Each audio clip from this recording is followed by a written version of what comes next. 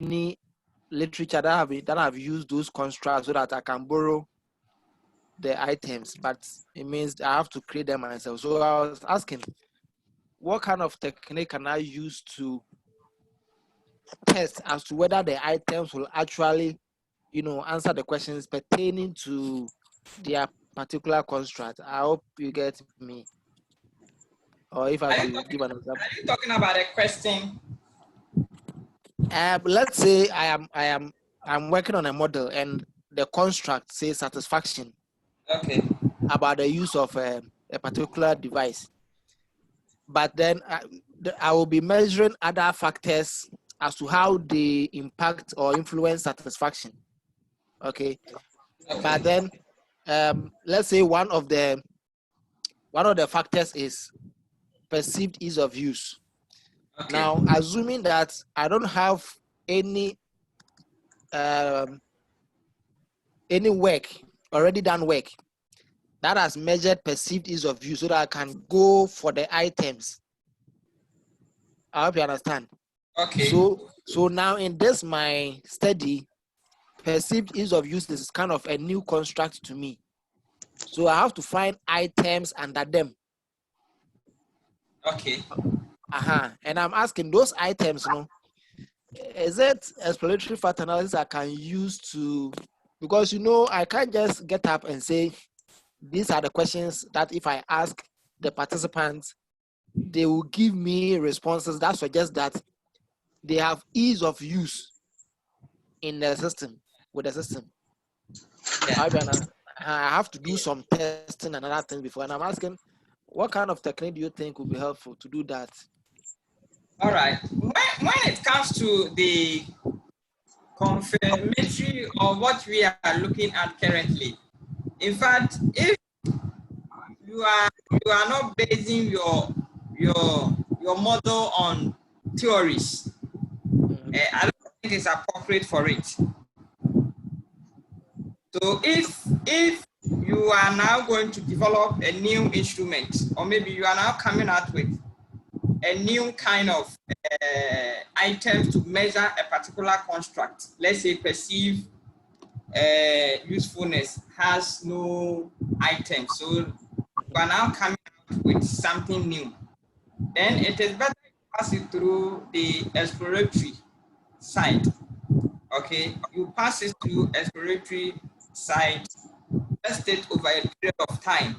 Once it is validated and confirmed that these questions can be used for or measure perceived ease of use or perceived usefulness, then you can take it to the confirmatory side. But as it stands, if your items are not based on theories, or let's say already formulated, proven items, I don't think it is appropriate.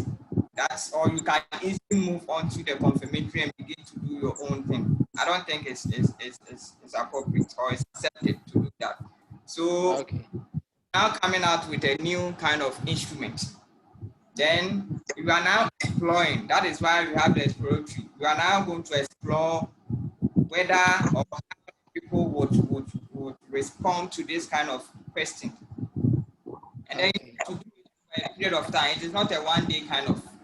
So you do it several times. If it is university student that you use, the next time you use a different student, or depending on your setup, where you think it can be applied.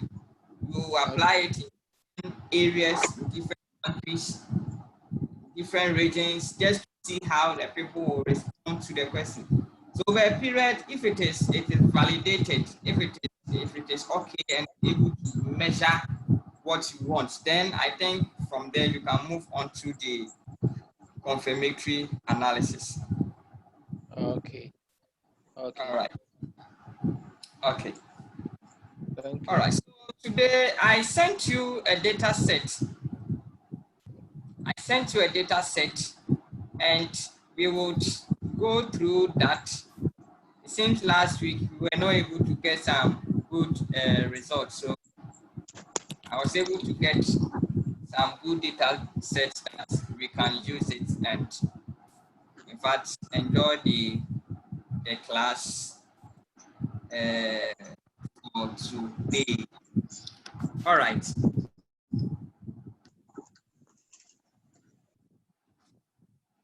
Okay, so I've shared the data set with you. So you can just look at it. I'm now going to share mine with you. Okay, it's called same speed run. That is day 3. Okay, as you can see on the screen. Okay, these are some kind of data sets. Let me share the original data sets for you to see what. Okay. Oh yeah. All right. Okay, so this is original data set measuring some people, their anxiety level, their in terms of their socio demographic profile, which we have it here, their ability to use a particular instrument, and then the kind of decisions that they would make as a result of using the technique. So we have the anxiety level, their playfulness, their decision quality, the kind of decision that they make concerning or regarding the kind of the item, the information quality, the usefulness, and then their social desire of that particular kind of study. So this is a question. So for instance, if you look at the anxiety level, I hope you can see.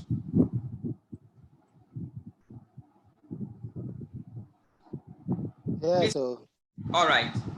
So if you look at the anxiety questions, I am unable to keep up with important advances in new computer technologies. New computer technology makes me feel, hey, we can't see those ones. So wow. we are only seeing the variable view. Oh, okay. Is it okay now? Yes. So you have anxiety with this kind of questions. I am unable to keep up with important advances in new computer technologies. New computer technology makes me feel uncomfortable. I get sinking feeling when I think of trying to use a new computer technology. So these are some of the questions under anxiety. And then we also have the usage. So I use majority of the features in Excel. I am familiar with a great deal of the features Excel has to offer. So we also have this session. And then we also have a playful. That one too. I am spontaneous when I interact with Excel. I am imaginative when I interact with Excel, and so on. Then, if you look at the social desire, I am always willing to admit it when I make a mistake. I always try to proactive when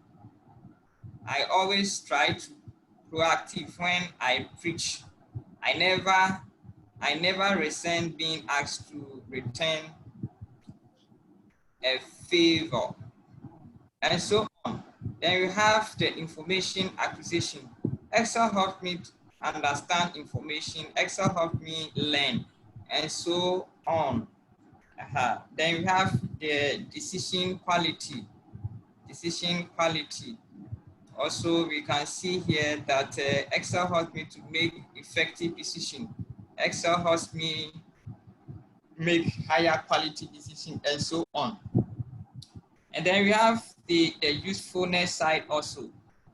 Using Excel in my work enables me to accomplish my tasks more quickly, and so on. Using Excel improve my work performance, as you can see here. So if you look at it critical, we have this particular construct. We have this one, we have this one, and so on, with their various demographic profile also here. All right. So this is a kind of, all right, a hand is up. Sir Nelson.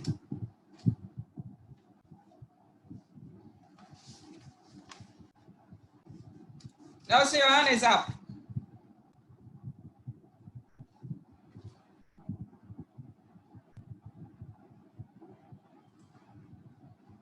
Nelson, your hand is up. Okay. So we have this kind of data set. So we can run a descriptive, we can run if it is a kind of a dissertation, or let's say a long study, or even if it is a manuscript, a paper that you are writing, at least there should be a little bit of the descriptive. It appears you can't hear me. Yes, I can't. Yeah, so at least you can run some the descriptive side of it, and then we proceed. So you only go to analyze, you select frequencies, select the variables of interest,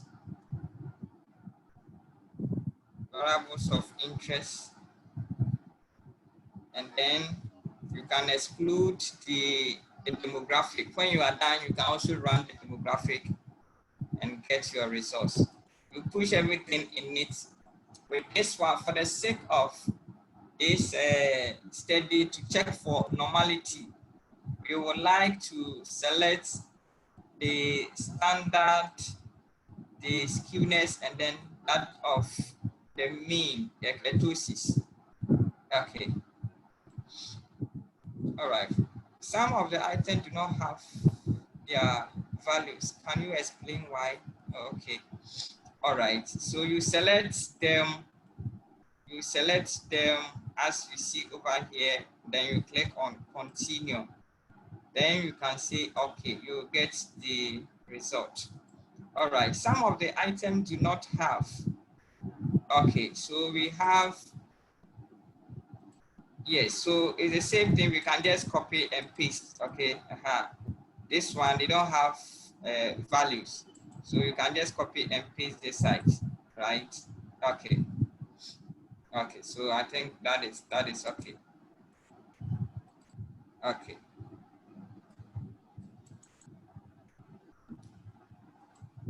All right. So let's check the output. Let's check the output.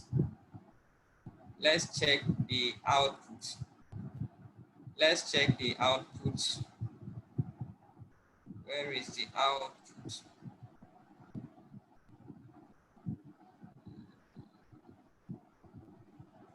Okay. All right. Let me share the output with you.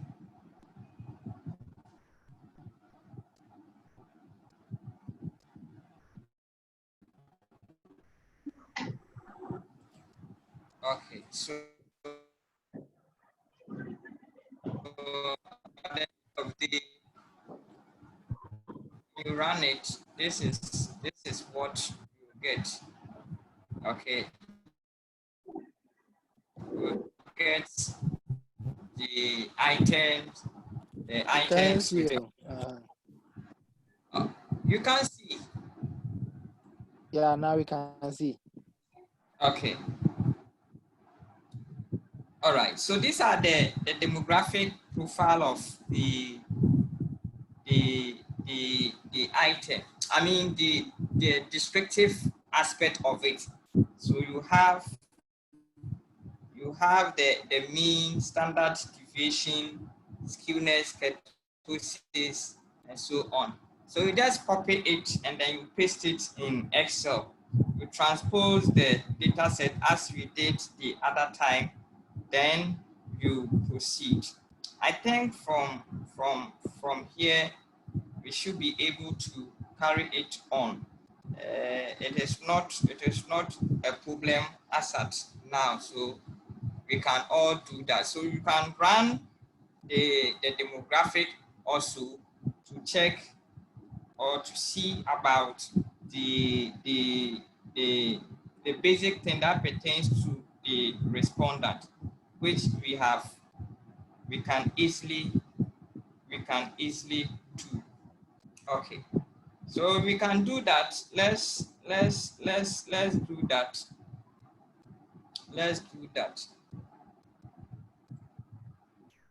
Let me run the frequency for the demographic, which is also very, very important. Okay, so I have it like this. Then, okay, so if I click on okay, this is the demographic of the respondent, the demographic profile of the respondent. As you can see, it gives you the age from 17 up to 35. So these are the respondents who form part of, in terms of their age group, these are the people. So it is something that you can report on. You can report on from 17 to 34. If you don't want it like this, you can decide to group the ages. You can decide to group the ages. Yeah. You can decide to group the ages. It's also accepted. That is, if you don't want it to be raw, as you can see here. So you can say that, all right, from 17 up to 21, or from anyhow you want it to be done. You can do it 17 to 20, 21 up to 25, 26 up to something. It is your decision to do that. It is your decision. So once you are able to do that, I think that would be fine. You add it to your analysis. Okay. Then you also have, these are the experience that they also have. So you can also do that. You can also do that. You can do that, and then at the end of the day, enter what you are supposed to do. All right. So that is that for at least getting some basic aspect of our data set, some basic information about our data set. Then we go. All right. Now, for the sake of, all right, let me take some questions. Okay, please check your earpiece because we, okay. Thank you. All right, please, is it okay now?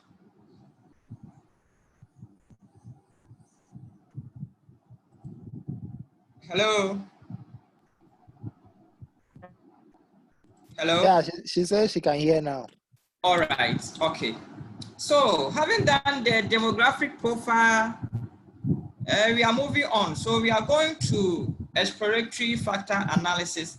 And today I'm going to add some new feature in it to make our life easier when it comes to the confirmatory. So please, let's observe it.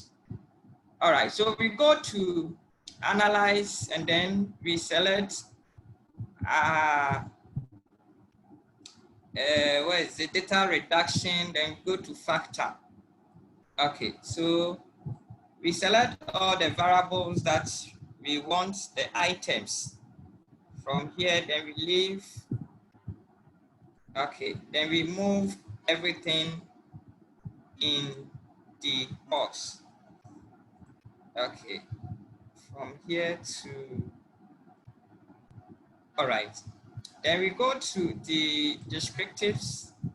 Well, if we want to include the KMO, we can decide, let's include it at least. the rotation is also there. All right. And then the file, let's go to very max. And then let's look at the option. The option here, we want to limit the software. We want to put it in such a way that the system can pick only items that are loading above 50, or let's say 0.5 for us. So we put in 0.50. Okay. Then we click on okay. If we want the system to sort it for us, that is fine. We can tell the software that software sorts the items for us. So let me say continue. Later on, I'll come to the sort. So continue, then I say okay. Now, when I click on okay, look at the reliability in terms of the sample adequacy. Look at it, almost 96, 91. That shows you how adequate the sample that we use is. Look at these are the commonalities. They are also there for you. And then the total variance explained. 8 components were extracted. 8 components were extracted, and they can account for 67.67, approximately 68% of variance explained in the entire data set. You also have it like that. Okay, then this is our rotation matrix. We have our rotation matrix. Over here, if you want, this is what we want. But if you want the system to sort it for you, the system can sort it. Other than that, it will leave it the way it is how it has been entered in the software. But if you want to arrange it in that order, the system can arrange it for you. So let me try sorting it out. Let me sort it out so that we see the difference. Okay, it won't change anything. It's just the order, that is all. So if you look at it, so this is what you see. It will sort it from descending order. So this is the top highest, then 44, 0.84 will come, 0.842 will come, and so on. So it gets to the last component with its corresponding number of items. You will see that this particular component, or this say component 8, it has 2 items here. That is fine, though we needed 3, but it's okay. That is how the items are loaded. So, or we have instructed the software to pick only items that are at least 50 and then above for us. So if we have it like this, if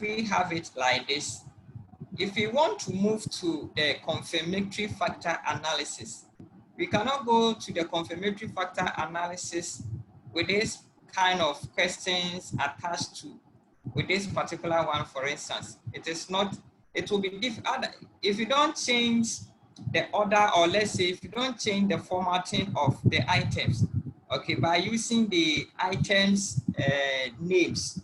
At the end of the day, if you are using the label, it will scatter the entire path diagram. Remember, you just have some few space to just draw your conceptual framework, or let's say whatever you want to do. A very small place. So at the end of the day, if you don't limit the naming, it's going to create problem for you. So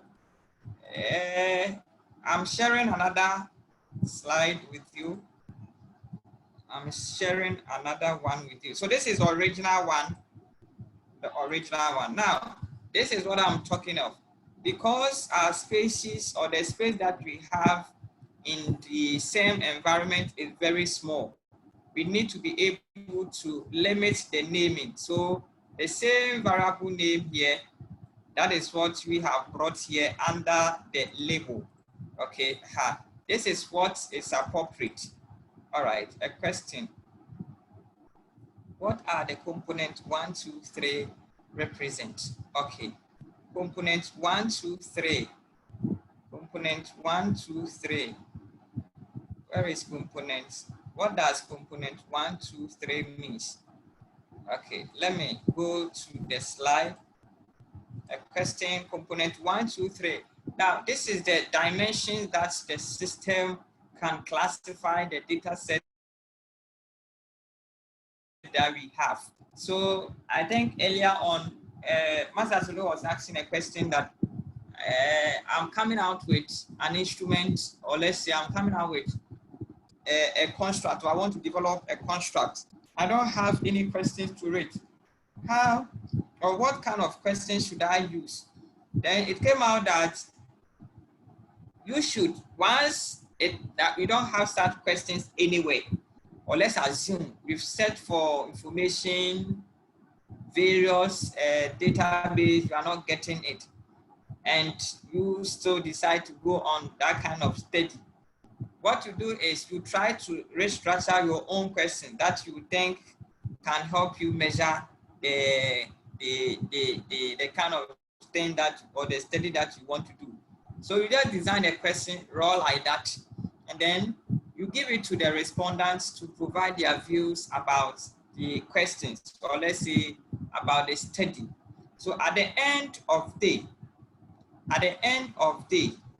when you come to your analysis, or when you are doing your analysis, you feed the raw data into the system, and then the system is able to classify all the questions that you have asked into a component for you. Let's say from component 1 up to component 4 or component 5, depending on the dimension, depending on how the system or how the item correlate with each other.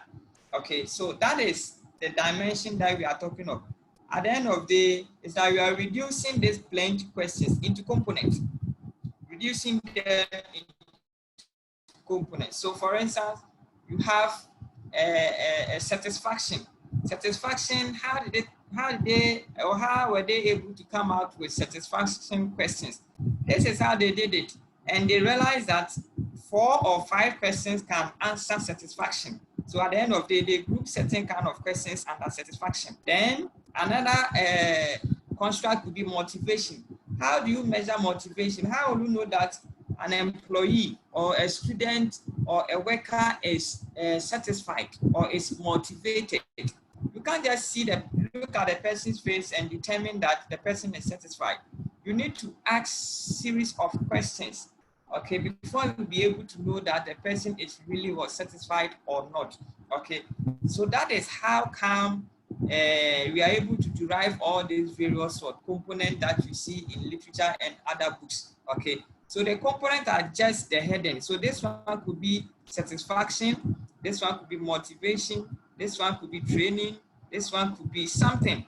Okay, so that at the end of the day, we can say that, okay, the first, if you look at this situation, you could see that from here, I am always willing to admit up to, this is, okay, let me go to the rotation. Okay, from using Excel enhances my work as effectiveness up to using Excel save me time.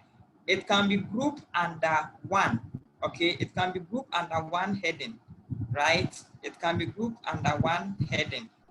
What name can we give to this? Okay, we can give it a name. We can give it a name that, okay, this is your name, right? That is how we can do that. So if you see the components here, it is just the dimension within the data set, okay, on which each of these items correlate well with, right? Okay, I hope I've answered you, Auntie Jacqueline.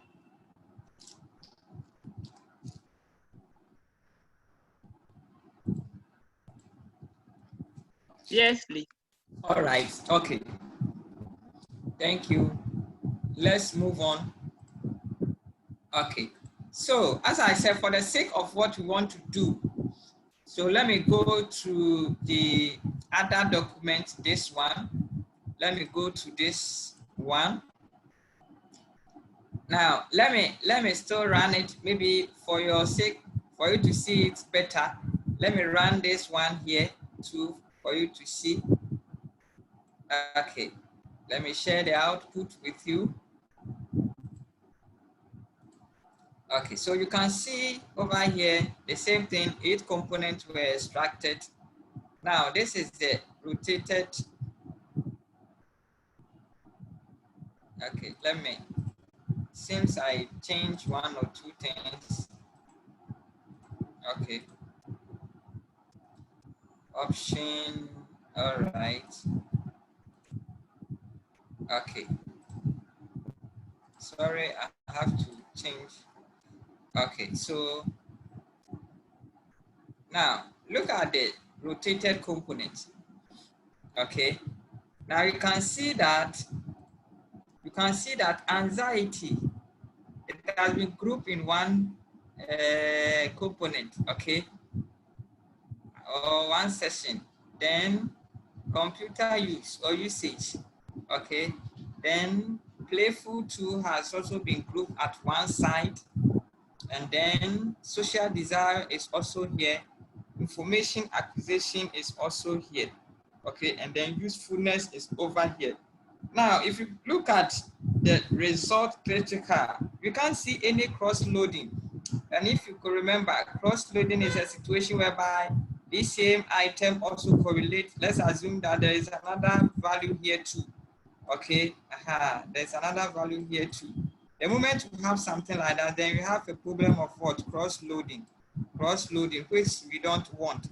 So if you have such instance in your data result, what you do is you need to clear that item away.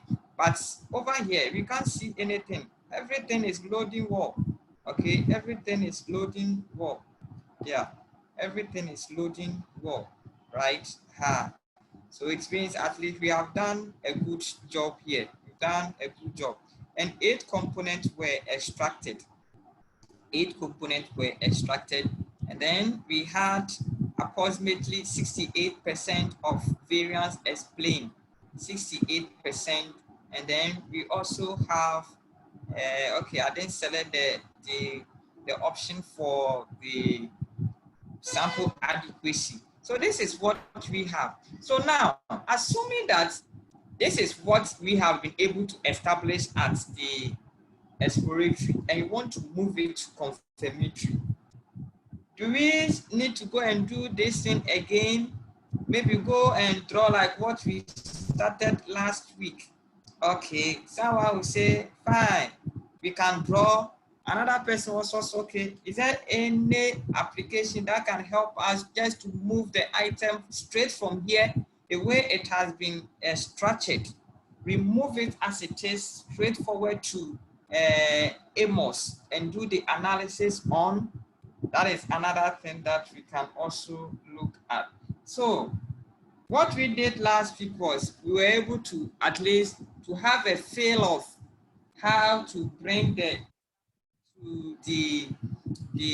software, okay, doing it manual, taking your various items from one to the other. But for today, we are looking at a different thing. We are going to use a package installed in Amos and do that. So let me share my Amos with you. Let me share my Amos with you. Okay. So this is my Amos. This is my Amos, the Amos software. It has the various tools to help you to do that.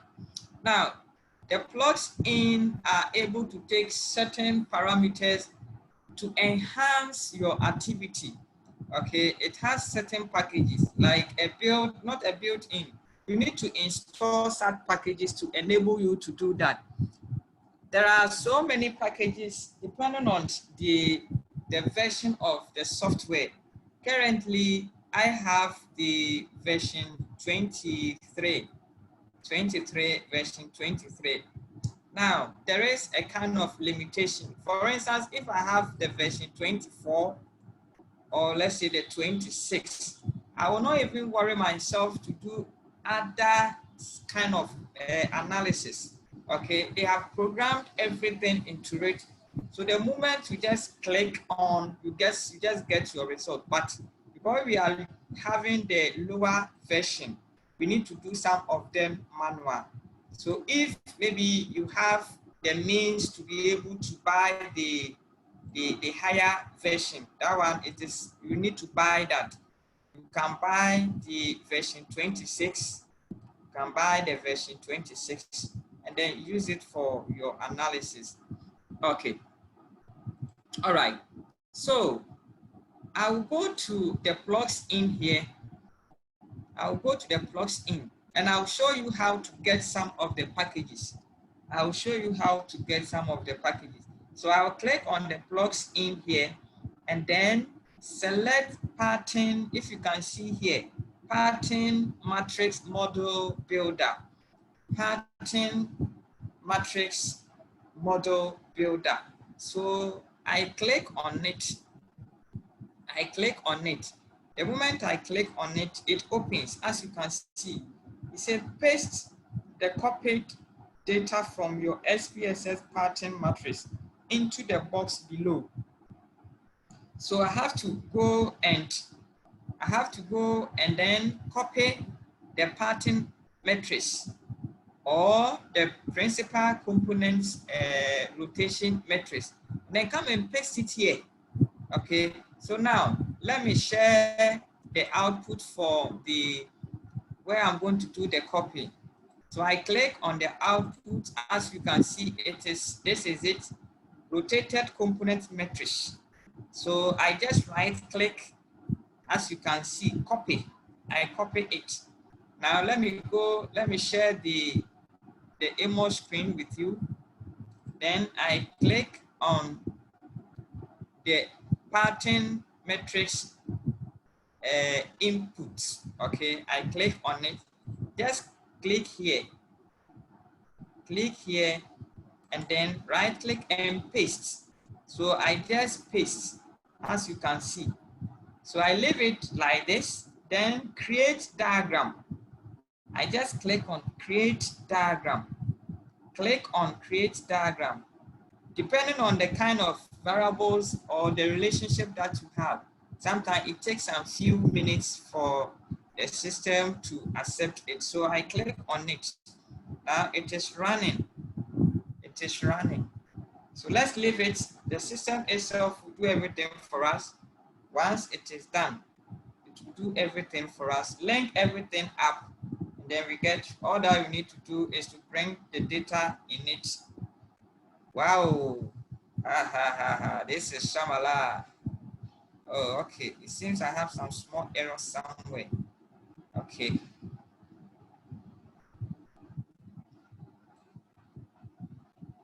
Okay. So let me close this one. The part will clear them. Okay. Large. Okay. All right. Let me rerun it again. Azari, Yes, sir. I think that message is not from what we are doing. It's from .NET framework, from the operating system. Oh, really? Because So I don't think it's an error. oh, okay. It's from Windows.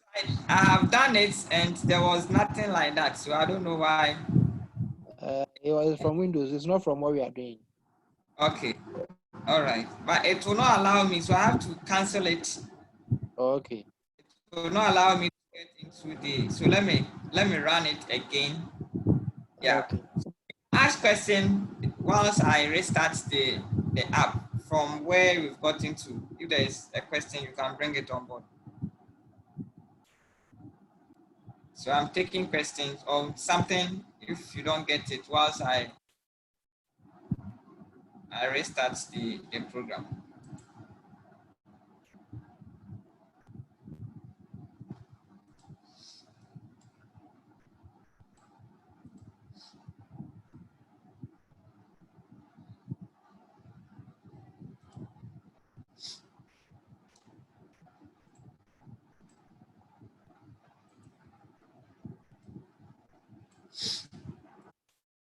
So there's no question.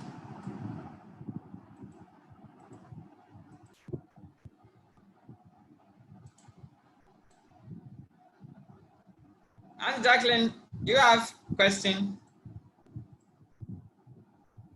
No, please.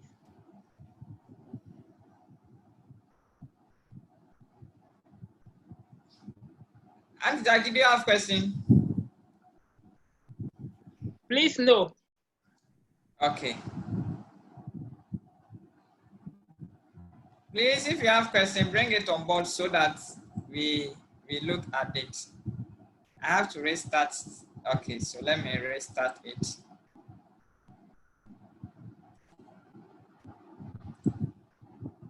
Okay. All right, so let me. All right. So we are moving on. So this is the one of the easiest approach that you can get your data into the software. So once you have your data in the software with the various components being in it, as you can see. I hope you can see. Hello. Hello. Hey. Hi. Yeah, you can see. Yes. So this is it. Hello. Yeah, we can see. We can see. All right. Okay. So now the system has brought the data from XSPSS to the Amos in this nice way. So over here, we don't need to do anything. Okay. All right. So we don't need to do anything. All that we need to do is to label the various constructs. So these are the items that we have, the various items, okay? And these are their components, okay? These are their components, okay? Or if you think, let's assume that you don't have any name to it, you leave it as it is, okay? But because we can see from here, we can see from this direction, okay? We can see from this direction that we have playful, okay, and they are all here, okay, and as you can see, they are all here. So if they are all here, then it means we can decide to name them as such, right? We can decide to name this particular items as playful. Then you have decision quality. We can also label it as such. Then the information acquisition tool, we can also do it like that.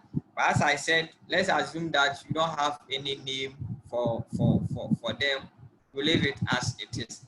But because now the system has been able to group it perfectly for us, we can't rename all of them. You can see that I've highlighted all the model, all the items, okay? This is where you can get it. Select all, okay? Select all, select all. If you click on it, it's going to select the entire model for you. Then this is deselect all objects. So we click on it and then it goes. All right, so let me try to rename them. So I just right click and then select object properties and then name it. Okay, so it is playful. Playful. All right, so I have done for the first one. I have done it for the first one. Okay.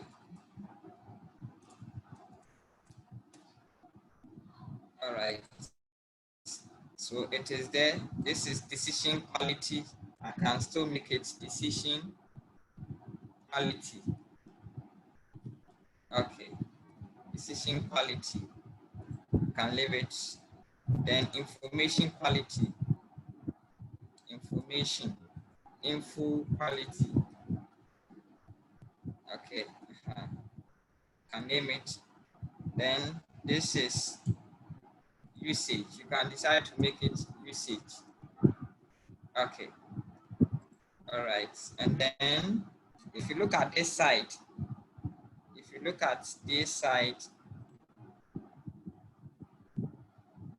if you look at this side of the model, you can see that the social desire has been grouped into two.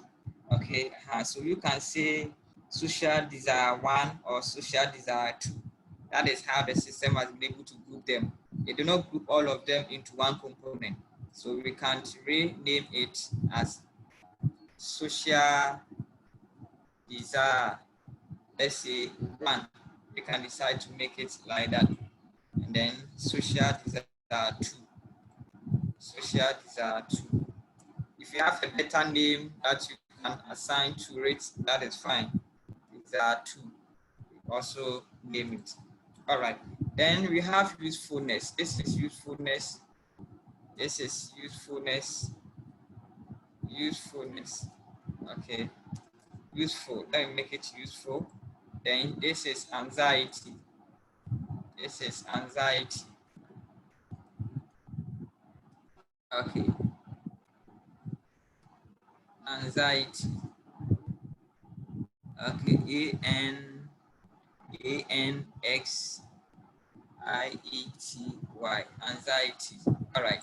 So we have it like this. We have it like this.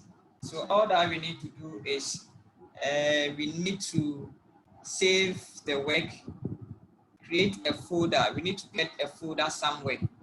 So I click on save.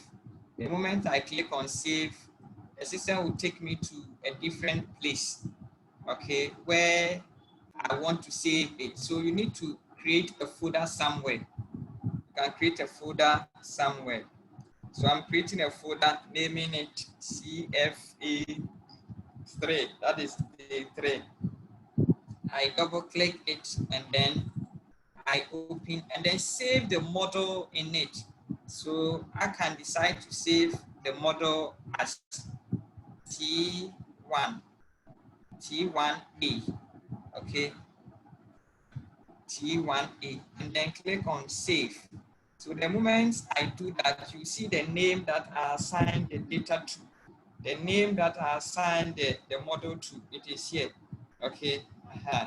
So that is what we have here. That is what we have here, T1A, okay. Now,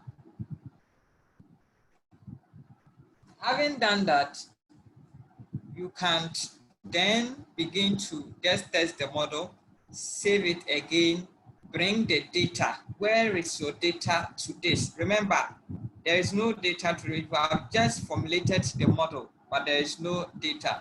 So let's go bring the data set. So we click on this button. This, as you guys like Excel path. You click on it, then you click on file name. Where do you have your data?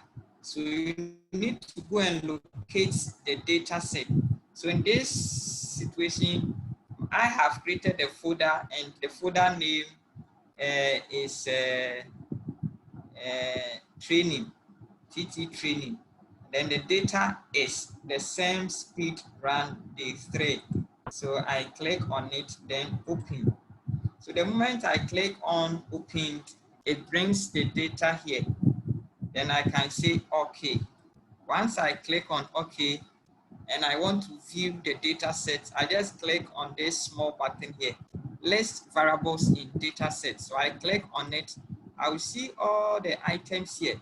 Let's assume that I do not change the name.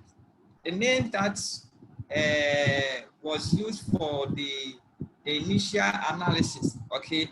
Like it would be, how would that particular name, okay? I don't easily get angry over certain things. Does it mean we should open the box, this small box from here to this side? Because that name is too long. So you see, the moment you are able to shorten it like this, it's able to capture all the items that you have. But if you don't do it and shorten the names, at the end of the day, you are going to have problems because the space is too small to accommodate such lengthy item name. Okay, so that is it. So over here, we are not going to do anything. We are only going to tell the software to just run it for us. That is all. Okay, we are not going to do, unlike the previous one that we need to draw this one by ourselves, we need to give it error name, we need to add the regression weight here and so on, and then link it by the double-headed arrow. We are not going to do anything. So we are only just going to click on it and then we get the results. So let's do that. Let me just run it, calculate estimate. Calculate estimate. So I click on it.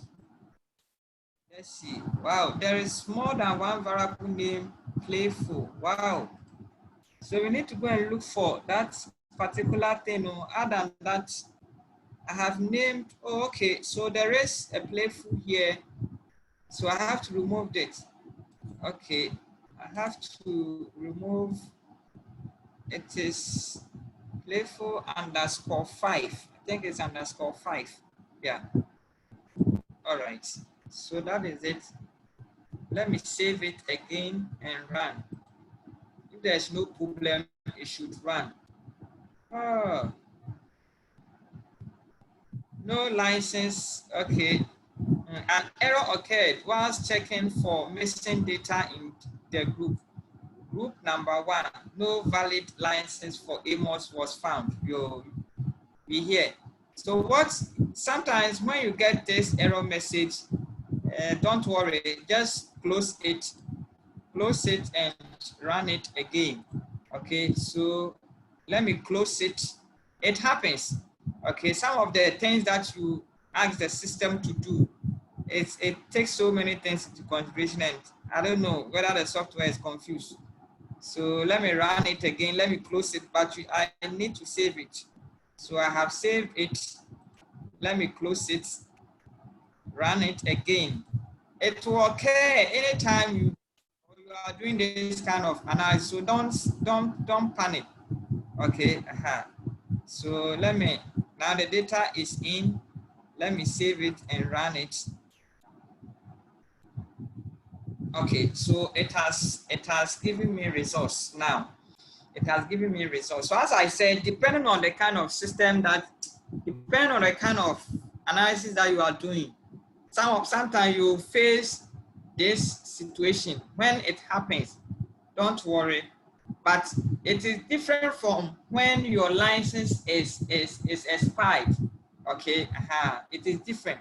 This one is as a result of the computation, but it will not create anything. You just need to rerun it and then you move on. All right.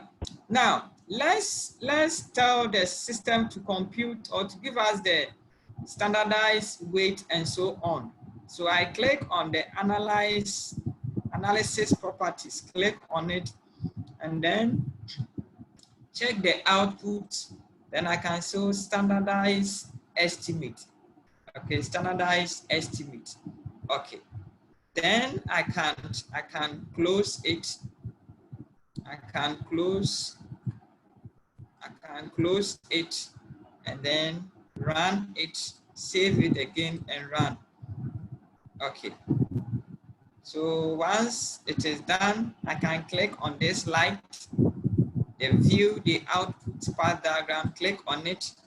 Then the system would add all the various estimates to it, the computation. See the computation. This is the standardized, this is on standardized. So what you see here is on standardized estimate. Let me click on the standardized estimate. This is what you see. So let me try to maximize it a little. Now you can see the weight. 64, 85, 76, 76, 85, 87, 70, and so on, right? Then we have 72, 85, 89, 77, 81, 72, and 52. So these are the regression, the standardized regression weight, okay? These values are not quite different from the exploratory factor analysis. Now let's take note of this. Let's look at playful 4. Okay, playful. So let's say playful 4. What is its estimate here? Okay, 4. Okay, so this is 0.85. Let's go and check it in the exploratory. 85. So this is it. Let's go check it in the exploratory. Let me open the exploratory results. Playful 5, 4. Okay. Aha. So we are having playful. I think is it 4 or 5? 5, 4. So 4. Then we have. If it is 4, then this is what we have. But if it is 5, then we have 82.7. All right. So that is that. It is not far from 8. But remember, there are a lot of computation that goes in. A lot of computation that goes in the calculation of the exploratory confirmatory factor analysis. So that is that. Let's look for the decision quality. Look at their estimate. At least we have all of them being more than 0.5. Okay, more than them being 0.5, which is very okay, right? Very okay, except this particular construct, which has got, I think, 0. Let me see if I can't. Which has less than, I think, 0.5. Okay, but I think that one will not affect the results so much. No. Okay, it will not affect it so much. So I think we can move on. We can move on and check the results. We can move on and check the results. So let's move on and see. So I have my standardized regression weight here. Then click on the output. I click on it. It opens in a different window. So this is what I have. At the end of the, after the test, I have the chi-square value here, the degrees of freedom, and then that of the probability value. Okay. So this is the initial analysis that you get. Then we can focus or check the model fit indices. It is of importance. So let's click on it and see. Now, when we click on it, you can see that at least this chi-square divided by the degrees of freedom, as we did last week, it is less than 0.2. It is less than 3. So I think we are okay. We are okay when it comes to the overall model fit here. Now, let's look at this side. The gene FI goodness fit index. Okay, then the adjusted. Now, these ones too are quite okay. And this side too, this one too is doing well. Then let's look at root mean square error. And this value is supposed to be less than 0.8. And what we have here is encouraging. What we have here is encouraging. Okay, all right. Now, let's check, or let's see if we can do some kind of modification. So we click on the analyze, then we select the modification indices. All right, then I click on save, run it again, check the output. Let me see if I can get some of the items that correlates highly with each other. So I have the covariance here. So I can go through in some books. I think this morning I was reading a book or an article that is saying that we should not have less than 15.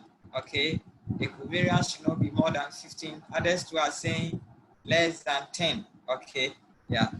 But at the end of the, all that we need is to be able to get a perfect model fit indices. So let's assume that all our model fit indices are right. If they are all okay to the level that we want, we will not worry ourselves to come and modify anything. We just base on the model fit indices and then we go away. All right. So let's look at the covariance. This 2, 8, 29 to 32 has 10. This one has got 13, 25, 26. It's also having 30, which is a little bit high. This one to 23, 24 is also high. Then we have 22, 33, another high there. 19, 20, 19, 20, very high. So I think that is the most, in terms of the values, that is the highest one. So if we want to do any kind of elimination, then we can start doing it between this and that, okay, one of them. All right, so what I will say is, when you begin the model, for instance, like this, I would prefer that you keep the original one so that if there is any problem, you can try and at the end of the day come back. You can try and come back later and work on it. Okay, so let me save this model. Let me save this model. So I click on the file here, then click on save as. Okay, let me give it a different name. So this time around is T1B. T1B. So the original one is T1A. Okay, so I can decide to work in T1B. So that is what I am, or that is where, or that is what is showing. Okay, so I click on save. Then I look for the 20. Let me check the output once again. Let me check the output once again for the model fit, the indices.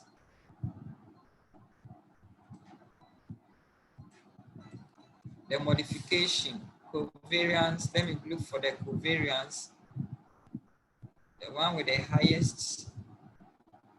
Okay, 19, 20. So 19, where is 19? This is 17, 18, 19, 20. So let me add the standardized regression with the one with the least standardized regression weight, and I can take it off. 19 is, this is 20, this is 21. So 21 is 70, 0.7. 20 is 87. Then 19 is 85. So then I can take 19.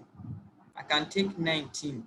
Though it has one of the highest, but it is creating problem.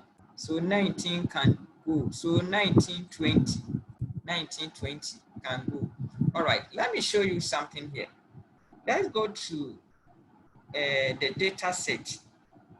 Let's go to the data set. Let's go to the data set 1920. 1920 is under play. This is playful. Okay, so I've taken away 5, playful. All right, please, let's look at this. 19, if you can see, playful 5, and then that of 6. Let's look at these two. I am inventive when I interact with Excel. I am creative when I interact with Excel. Are they not the same? Or more or less like having similar kind of meaning? If you should ask someone this question, please, these two questions, how do we differentiate them? Are they different, or they are same or similar? I am very, very, very similar. Yes. I am inventive when I interact with Excel. I am creative when I interact with Excel. They are similar.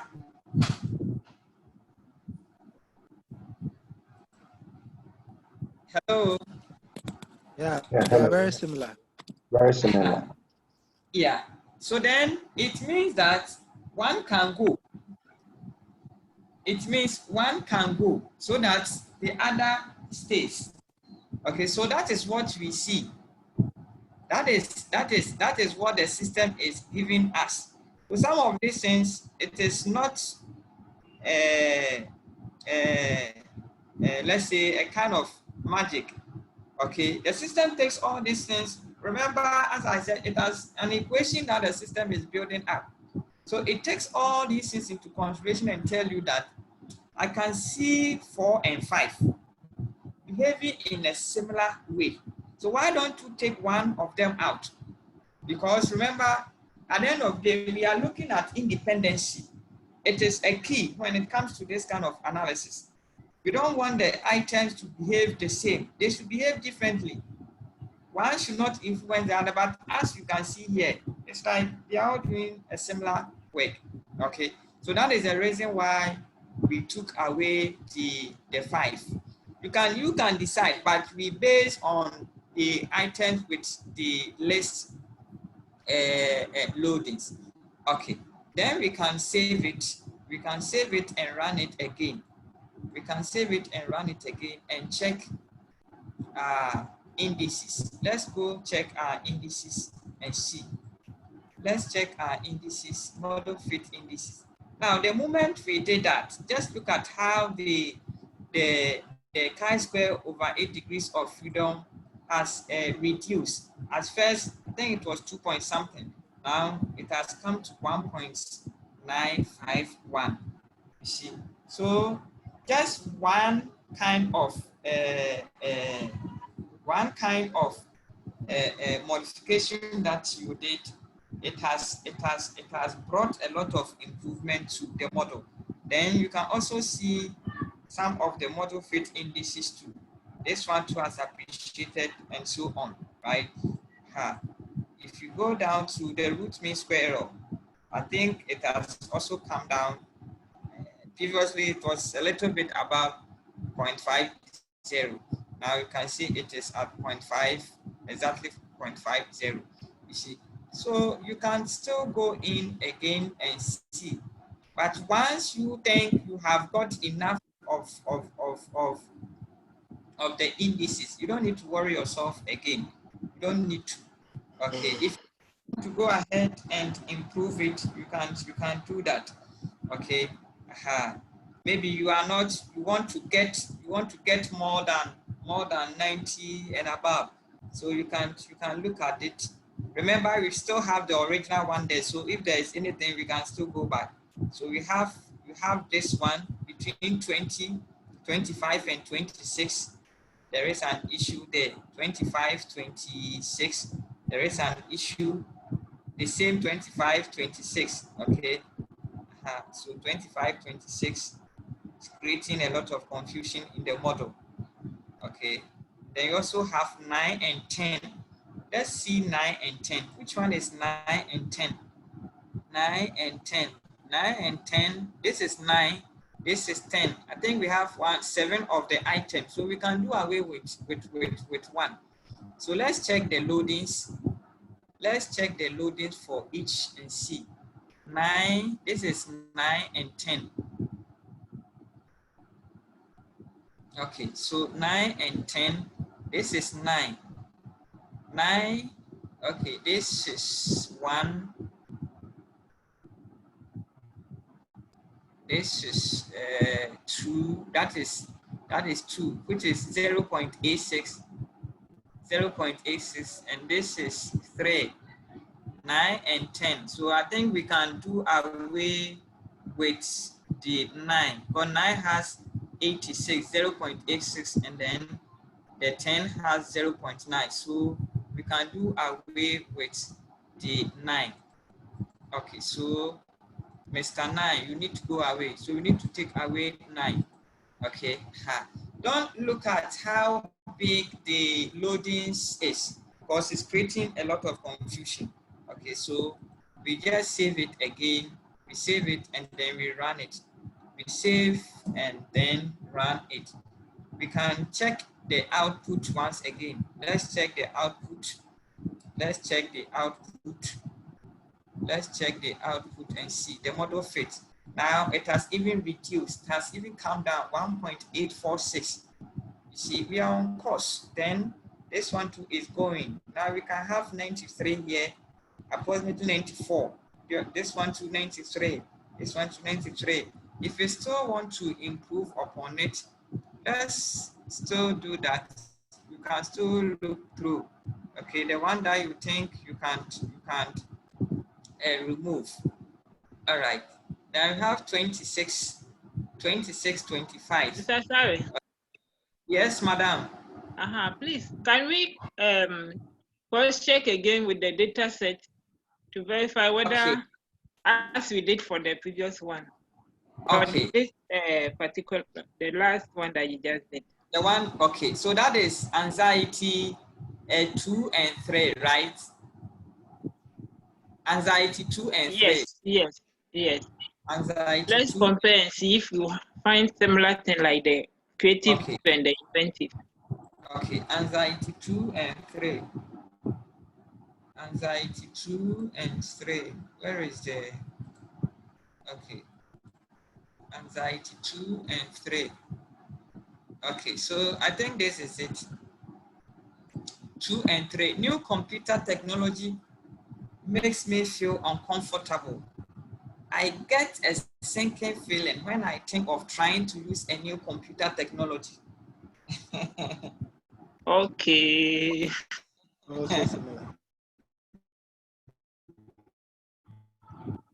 Yeah, you see, yeah.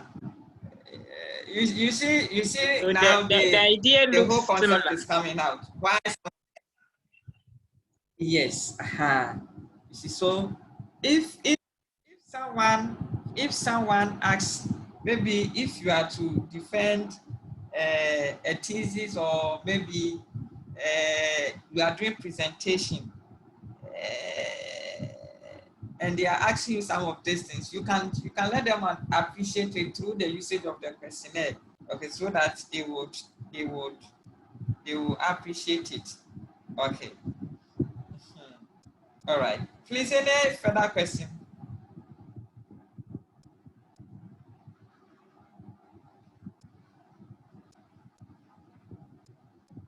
No, please. Thank you. Oh, all right. All right. Okay. So that is that. So let me go take the Amos. Let me go take the Amos. Check the output again. Let me run it. At first, I think we were looking at 20 something. So let me take the modification. That is, if I still want to improve the model further. Okay. Let me see. If I still want to improve the model further, then 25, 26 can be my next target. But let me go through if I can have a value more than 30 in it. So 23, 24 is there. Wow. I can also see 22, 23. So 22, we can note 22 and then 23 down. 22, no, 22, 33. 22, 33. Okay, 22, 33. Just, okay, then we can have, I think so far, yeah. Okay, we have 2 and 4. Error 2 and 4 giving us almost 45. But as I said the other time, you might not be able to identify all of them by your eyeball, okay, or maybe just doing the observation. So what you do is you have to copy it and paste it in Excel so that you can sort it out. You see, if you don't do it well, at the end of the day, you might be deleting some of the items which you are not supposed to, because we have even a higher correlated items than the others in the model. So 2, 3, 4. Let's see 3 and 4. Where is 3 and 4? Where is 3 and 4?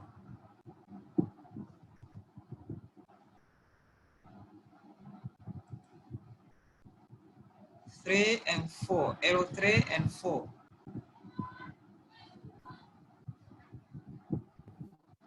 I can't see error 3 and 4. Okay. So this is error 3 and 4. It's about it's over here. 3 and 4. This is error 1, 2, 3, 4, 5, 6, 7. Okay, so 3 and 4.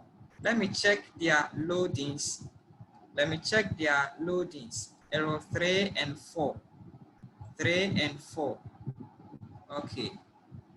I can't also try and open it a little. Later on, I can bring it. Okay, 3 and 4. So 3, starting from this side, this is 82, this is 88, this is 91. Okay, and then 4 is 93. So then the 3 can go. Though it is contributing almost 91, it can go, 3 can go. Okay, error 3 can go. So 3 can go. All right, then I click on save and then run. Click on save and then run. Let me check the output. Let me check the output, the model fit indices. Now it has even improved further. Okay, it has come to 1.79, right? Okay, so let me see if I think I'm okay. I don't need to do a further. Let's see. Let's see if still we can do something. Depending on the number of items that you have, but if you don't have, if you have a lot of the items that you can delete, that is fine. So if you look at 24, 23, 24, 20, 24, 23, these two. But please, you have 22, 33. Let's see, 22, 33, 22, 33. Look at where 22 is around this side, and then 33 is also around this side. Please, you can't correlate, or you can't do a covariance for that. Okay, you can't do that. You can only vary, right? And I also read from one renowned professor. He was also on the view that he is not in support of doing a co-vary. Okay, like the items that I deleted, for instance, I can perform a co-variation. Okay, if I co-vary the two items, let's do error 2 and then error 3, it will also reduce the margin of errors within. But he was on the view that if you do that, the problem still exists. For instance, that's I feel uncomfortable using the ICT technology, and I feel syncing something. You could see that they are the same. If I co-vary it, then I'm just trying to calm down in terms of the error, trying to reduce it. But at the end of the day, the error still persists in the data set. So then why don't you just remove it in the model? You see, so he was on the view that he doesn't support it in that way. If you need to delete it so that it will go away, right? Okay, so we can look at the error once again. Let's look at the error once again.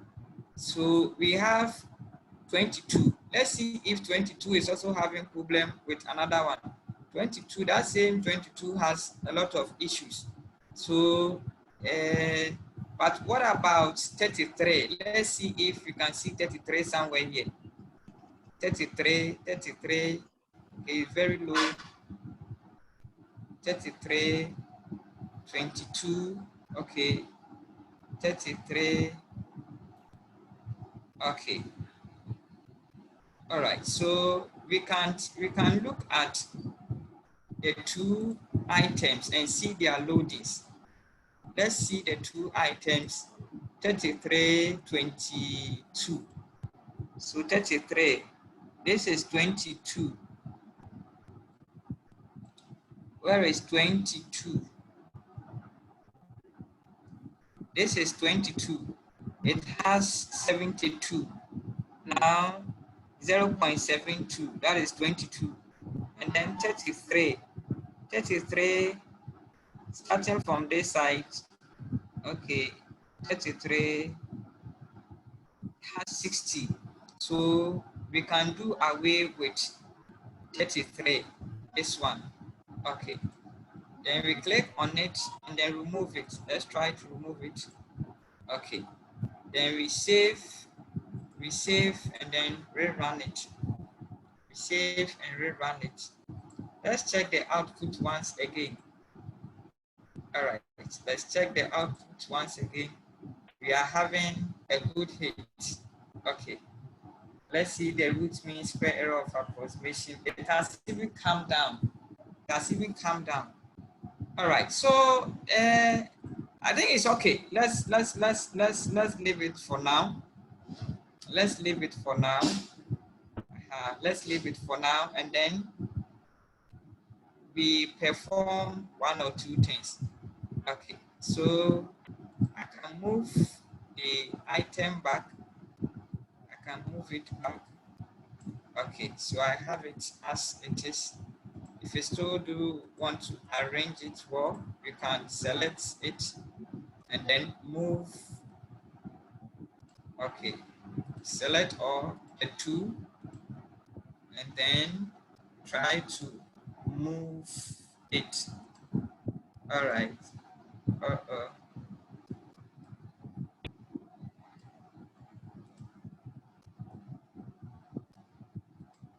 Okay, so let's do away with this covary. It's not supposed to be here. Okay. All right. So once we have it like this, there is another plug-in. You click on it. You click on the plugs in. Then you can see model fits. Model fits measures. Model fits measures. So let me click on it. I click on it. Now let's see. Let's see what happens. Okay, now, the moment I click on it, the system, please, can you see my output? No. Hello? You can see? No. You can see, please? No, we can't see. Okay, all right. The moment I click on it, let me share the screen. Okay. Please, can you see from the conceptual framework that is on the Amos? Yes. Yeah, so if I click on the plugs in and then I select model fits measures, it gives me an output in my browser.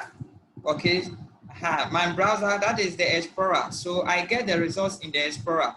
So let me open my Explorer, click on it, let me share it with you. So this is what I have, model fit measures. So now the system has been able to tell me, or at least give me some of the important model fit indices. Okay, and now it is telling me that my chi-square divided by the degrees of freedom. If you do that, you get 1.733. Now the threshold is between 1 and 3. Interpretation, excellent. This one, I didn't do it. Too. It is a kind of, they are called estimates, okay, or let's say plugs in, that enables you, that is the authorities in the area of the Amos, they have sat down to be able to design a program to enhance your work, okay. So they have been able to do the computation by and fix it. So you need to download such a plug-in, then you can run it. So this is what we have here. So it's telling us that the CFA, we had 0.944 from the computer or from our model. but the accepted value should be greater than 0.95. So it is what? Acceptable. But over here, it is excellent. Now let's look at this one also.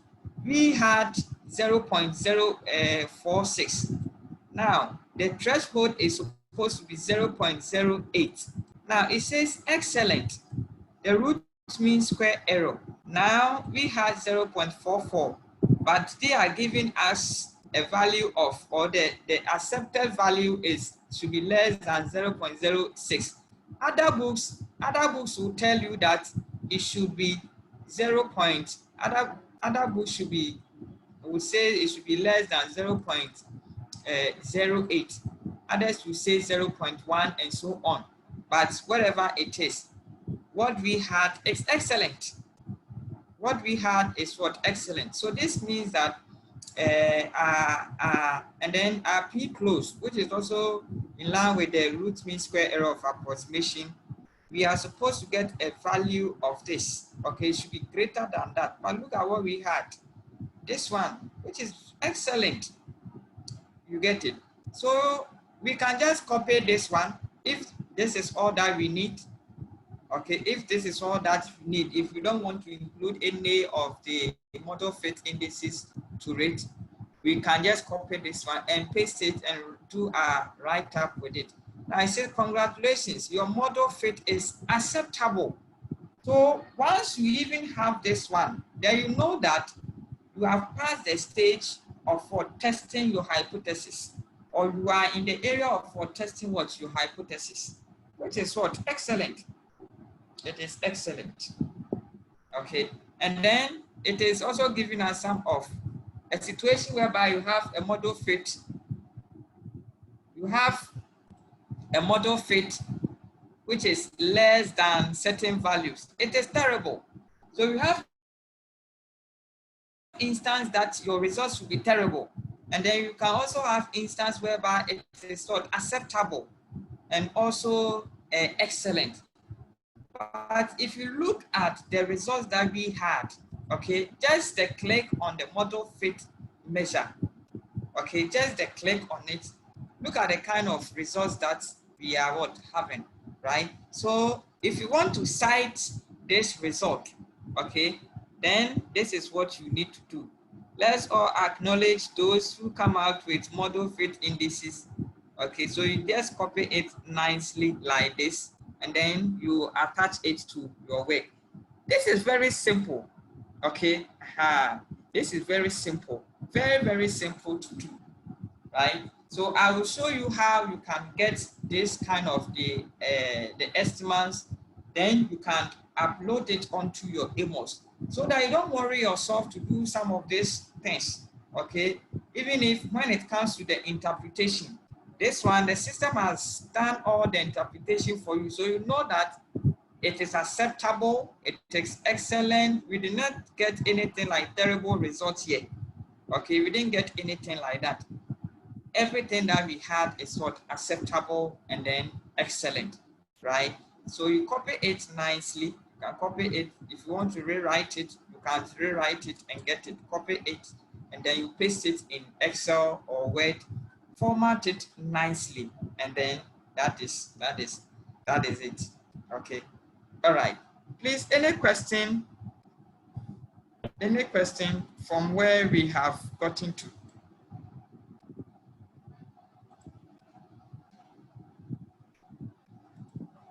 Any question, please?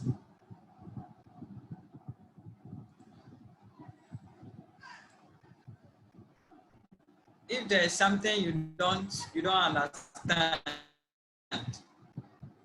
please.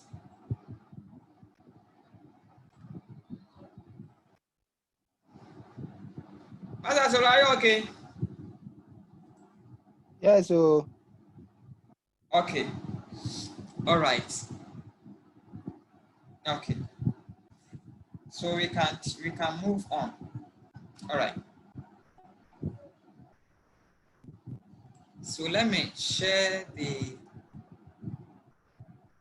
Okay, let's go look at the relationship that exists. The relationship the relationships. Okay. So the estimate is here. And you have it. This one doesn't make a lot of meaning. So if you really want to test a hypothesis based on this kind of conceptual framework, then you need to come and use the covariance. Okay. The correlation will not give you the significant values. The correlation won't give you the significant value. Okay. But the covariance will be able to add the p-values to it. That is the relationship that exists between usefulness and then anxiety. Okay, it is statistically significant. And then usefulness and then playful too is also significant. Please, this one that you see over here, this one tells you it's more significant than this. Although this one is significant, but in order of, let's say, important, then we can say that this one is more significant than that. Okay. Yeah. So that is what you have here. So these are a kind of relationship that you can establish. If this is the hypothesis that you want to test, linking all the construct together, okay, then that is what you have. I think it will be an interesting study to have this plenty. It will be an interesting hypothesis. Okay. Yeah.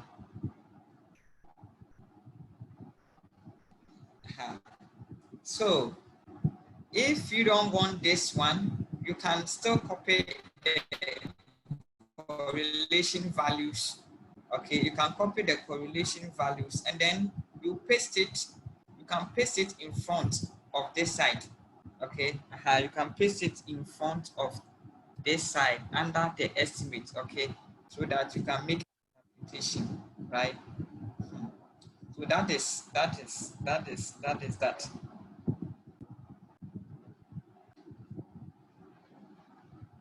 Okay. Please, any questions so far?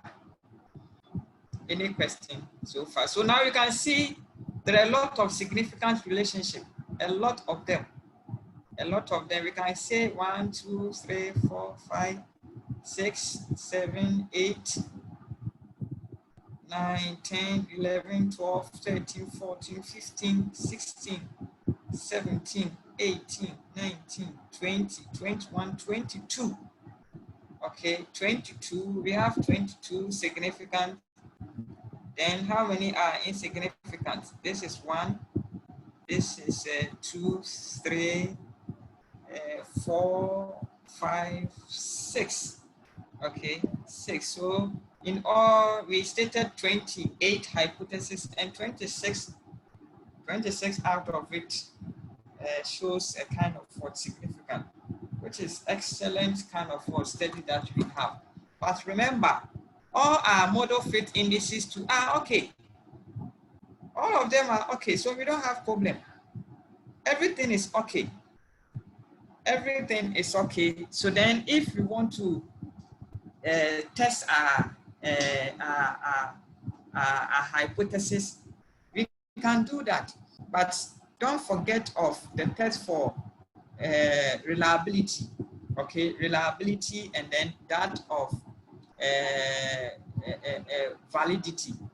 Okay, convergent validity, and then that of discriminant validity. You need to do all those things. Okay, so you need to do all those things. Then after that, you can proceed and then do your hypothesis testing, right? Okay, please, from where we have ended, what we did last week up to now, what can you say? What can you say if there is some kind of misunderstanding somewhere? You can bring it on board. You can bring it on board for us to look at it. You can bring it on board for us to look at it.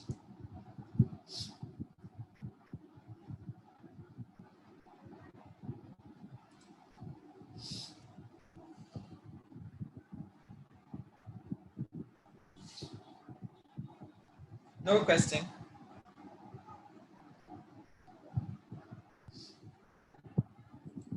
All right. So when it comes to the computation of, Mr. Sari, yes, madam.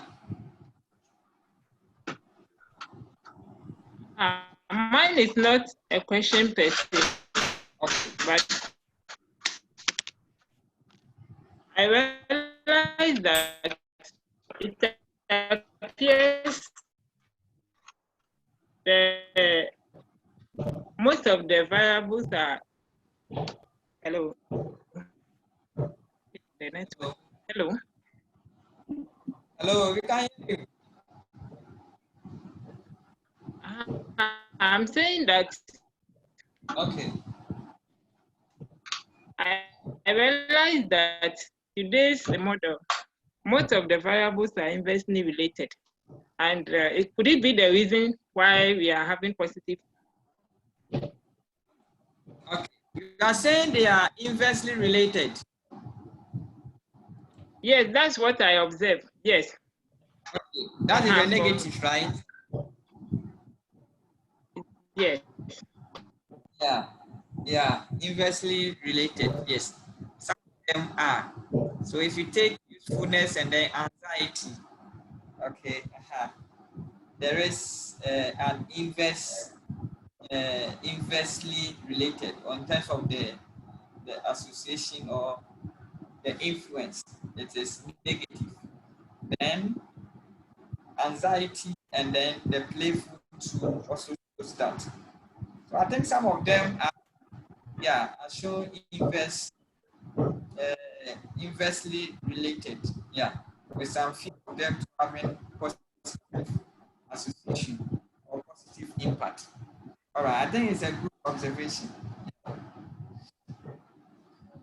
Okay, thank you for that. All right, please further.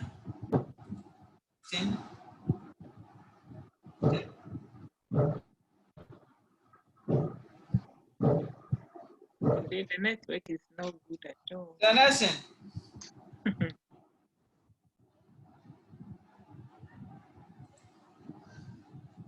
Donation, any question?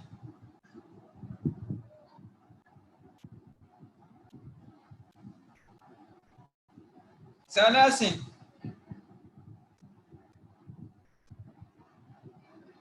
Okay, then, Sadakwa, any question? I'm okay, sir. Okay. Okay, yeah.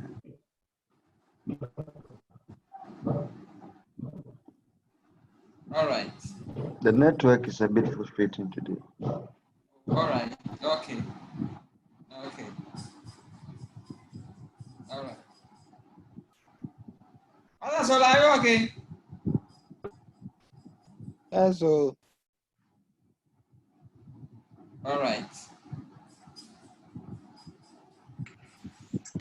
Yeah, I'm the irregular member. Your network, eh? All right. So let's move on. Let's move on. Okay. Let me see the chat. All right. You are fine. Thank God you are fine. Okay. All right. So let me share. Let me share where to get those plugs in with you. Okay, so we go to, this is my results. That is when I ran it using the model fit measures. This is what I get. Okay, so you click on or you just type stats wiki. Okay, we type stats wiki. Now, this man has been developing plugs in to enhance activities. Okay, so if you want those things, you can just click on plugs in. click on plugs in. Once we are in the environment, you click on plugs in. If you click on it, it will load onto his drive. Okay. Now these are the various versions of the software. You have version 26, version 24 or higher, version 23 or lower. Then you have the estimates, emails built-in plugs. Okay, so for the sake of what we are doing and then the kind of version that we will have access to, if you have access to a higher software, that is the emails higher version, that is fine. But if you don't have it and you only have what we are using as 23, you click on the version 23. You double click. When you double click, you see these things.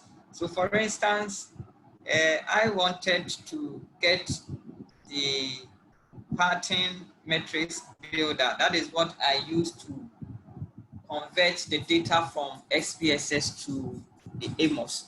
Okay, so you click on this particular one, then you download it. Okay, you will download it. For instance, if I click on it, if I click, it will ask me to download. Okay, so you just click on the download. It will download. When you are done, it will show you a place, or there is a place to place it. So once you are able to download it, you copy it, and then you go to your drive C. Okay, you go to your drive C. To locate the folder. Please, is my folder the direction? Is it showing? Hello. It's showing. Is it showing? Yes. No. Okay. I am in my drive.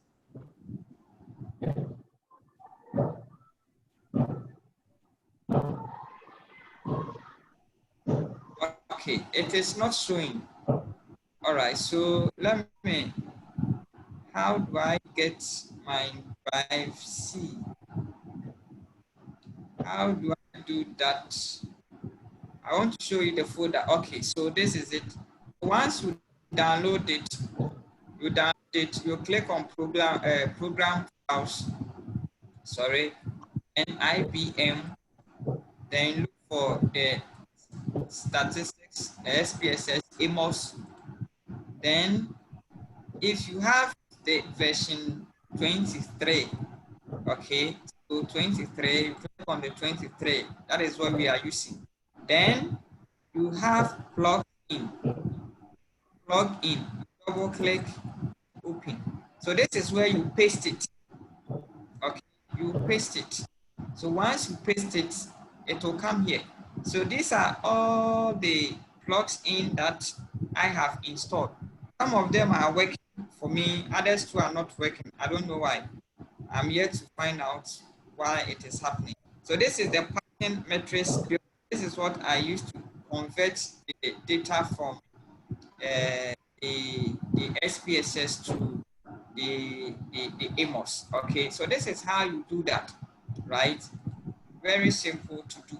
So if you are able to do that, then you are able to compute or get some of these things in that simple manner. Other than that, you need to do everything manual, step by step, till you get your result. So you can't, if you get access to the software, you can download this. You can download the master validity. Okay, the master validity, and then the model fit. The master validity is not working on my system. I don't know. I tried it and it did not work, but I don't know. But this model fit is what was able to get me the root means, those kind of indices, the model fit indices, telling me my model is now adequate enough, it is excellent, and so this is the plugin that does that. Okay, so let me try the model fit, in fact, the master validity once again, and see if it will work. If it works, fine. If it does not, no problem. I have to do it manual. So I go to the plugins, and then select this is a master validity. If there is no problem in the morning, it will not work for me. So master validity, I click on it. Let's see if it is going to work. If it works, fine. Okay. Oh, it has worked. Oh, okay. Thank God it has worked. In fact, it has worked. In the morning, it was not working. In the afternoon, it is working. Wow, wow, wow. I'm very, very happy. In fact, I am not going to do anything like contract reliability and so on. Okay. I hope you are enjoying the class.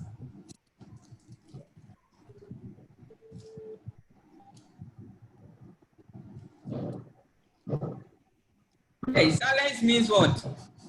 Consent. Today. Yeah, okay. All right. So once I have it like this, then this is my composite reliability. Okay, so instead of me to do it manual, let me show you what we did last week.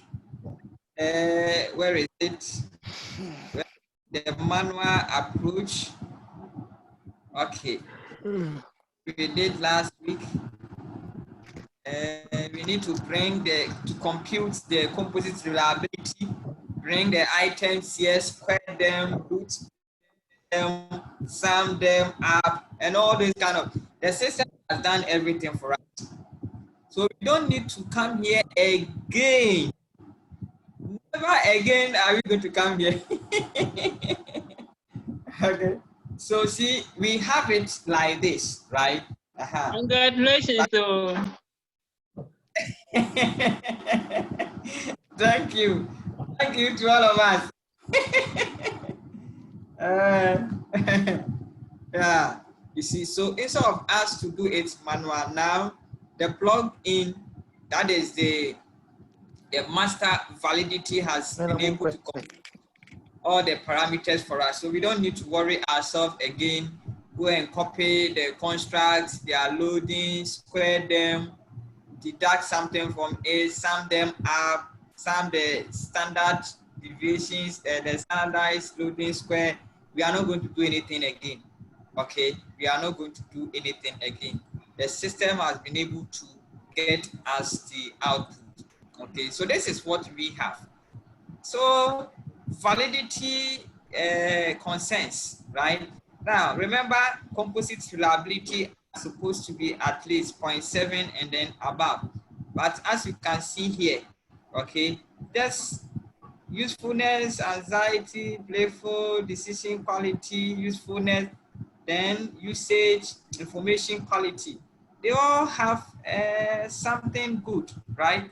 They all have something good, except the, but don't worry, we are on it. Don't worry. That they are small. They are not all that small. We can focus on it and proceed. Okay. Please, any question?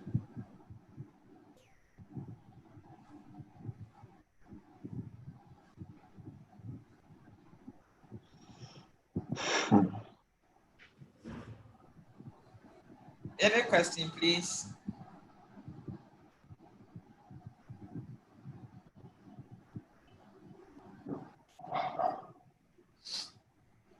Okay. All right. So we have all these things here, and the kind of interpretation that we did last week. What can you deduce from this session? What can you say? What can you say regarding the model validity measures. What can you say?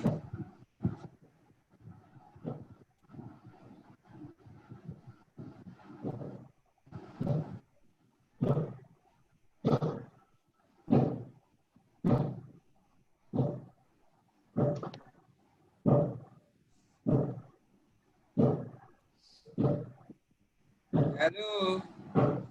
We've done this. So we did this last week. We have a composite reliability, average variance extracted. Then we have the maximum share variance. Okay. So we have this. These three. Okay, the other one, it's not transfer, so we don't even want to look at it. So this one, okay, as against this session, right? As against this session, what can you say based on what we did last week?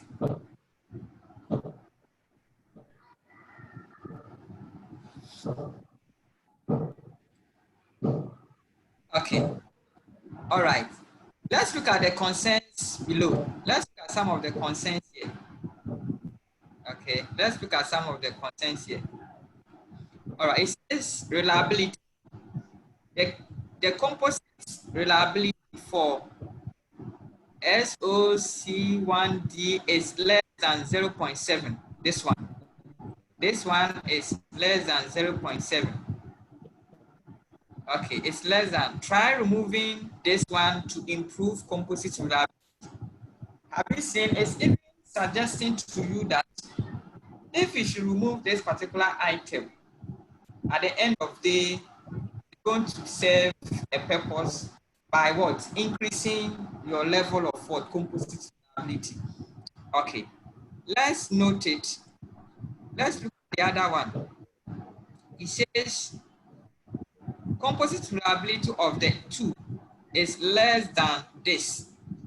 Okay, no way to improve CR because only have two indicators for the variable. Removing one indicator will make not latent. I hope you are getting the whole concept. In fact, the system is giving you a kind of interpretation as to what you should do. It is telling you that all that is saying is that you have only two items under this side. Okay, so the moment you try to remove the ID, the social desire 1, 2, okay, one of them from 8, you end up what? Getting just one, which is not going to make it what? A latent what? Variable. Okay. So it is up to you to decide if you want to do away with this particular item. That is the one. Okay. That is fine, right?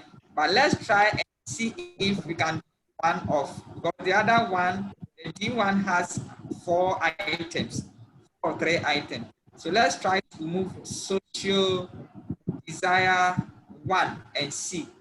Okay, let's do that just to improve upon it. Let's do that. Okay, so let me remove the 1. Let me remove the 1, okay, and run it and see whether there will be a kind of improvement. Let me add the regression width. Let me add the regression width. Okay. Let me add the regression width. So I've added it. Let me run it. Okay. Let me check the results again. Hoping it works this time around. Click on it. Okay, it has worked. It has worked. It has worked. Okay. So let me share the output with you. Let me share the output with you. It seems I'm still getting value less than 0.7, but at least it has increased a little. It has increased a little, right? It has increased a little. So we can say that if these two items are not much of importance, you can decide to take them off, okay, from the model, or let them be there, okay, and then you make your comment that at least two of the items do not get loadings more than 0.7. That's the composite stability. But the fact that they are not up to 70 doesn't necessarily mean that they are not statistically significant. Okay, so we look at the average variance extracted. The average variance extracted, you can see it here. Okay, you can see it over here, right? So then, if you want to talk about the convergence validity and co, okay, you need to be able to do all these kind of things, and then you'll be able to determine it. So now the square root of the average variance extracted. For instance, the square root of 0.67 is what we see. Okay, you can check it with your calculator. So check it, you can check it yourself. So find the square root of this, you get this. So then we are saying that if these values that you see, if they are higher than the square correlation, okay, if they are higher than all the values that you see over here, right? If you look at this one, okay, the correlation between anxiety with any other variable, okay, if it is less than the value over here, then we can say that we don't have problem of what discriminant of validity, okay, independency.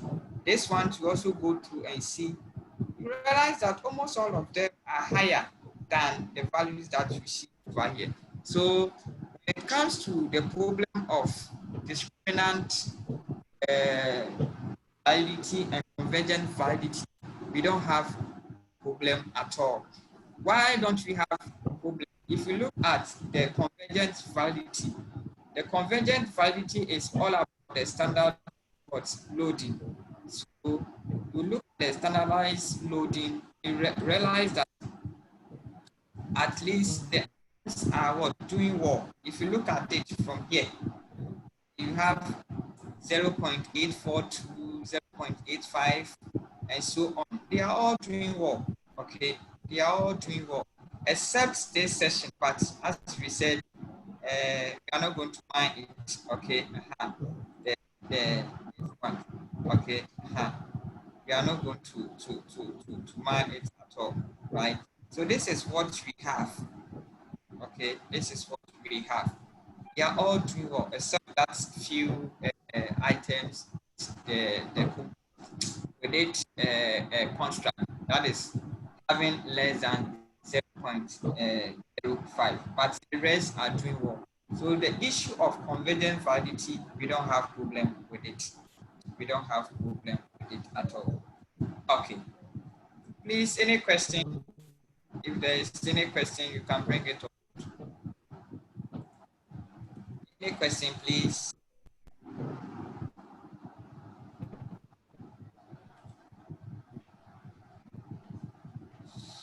Okay, so I think last week I showed you this. This one is what the system also gave us, right? It gave us this, okay, where you have less than 3 is good. If it is less than 5, sometimes permissible. Then you see FI should be that and that. Okay, so we have the modification. Okay, the modification is what we have done. Okay, and I said that you don't need to co-vary from. This is is one construct. This is another what construct. Okay, you don't need to vary the error terms for the different construct. Okay, they belong to different group of what item. Okay, so this one belongs to this factor. This one also belongs to this. So do not co-vary this factor. It is not accepted. It is not proper. Okay, it is. You can, but it is not proper, right? And as I said, the author, one of the professors in the area of SEM was also on the view that even doing this, okay, theoretically it is okay, but when it comes to the practical aspect, it is not accepted. So he doesn't like to co-vary what error, even with the same factor, or let's say with the same construct, right? So if there is a problem, just deal with the problem rather than trying to minimize. Like you have issue, okay, instead of go to the hospital for proper diagnosis, you let me go and take a painkiller.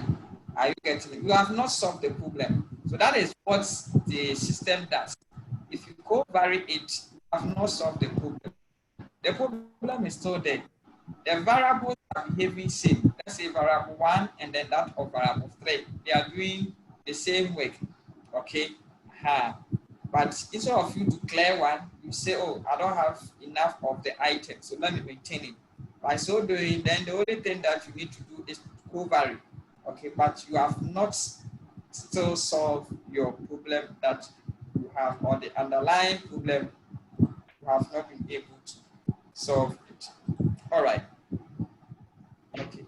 Please, question.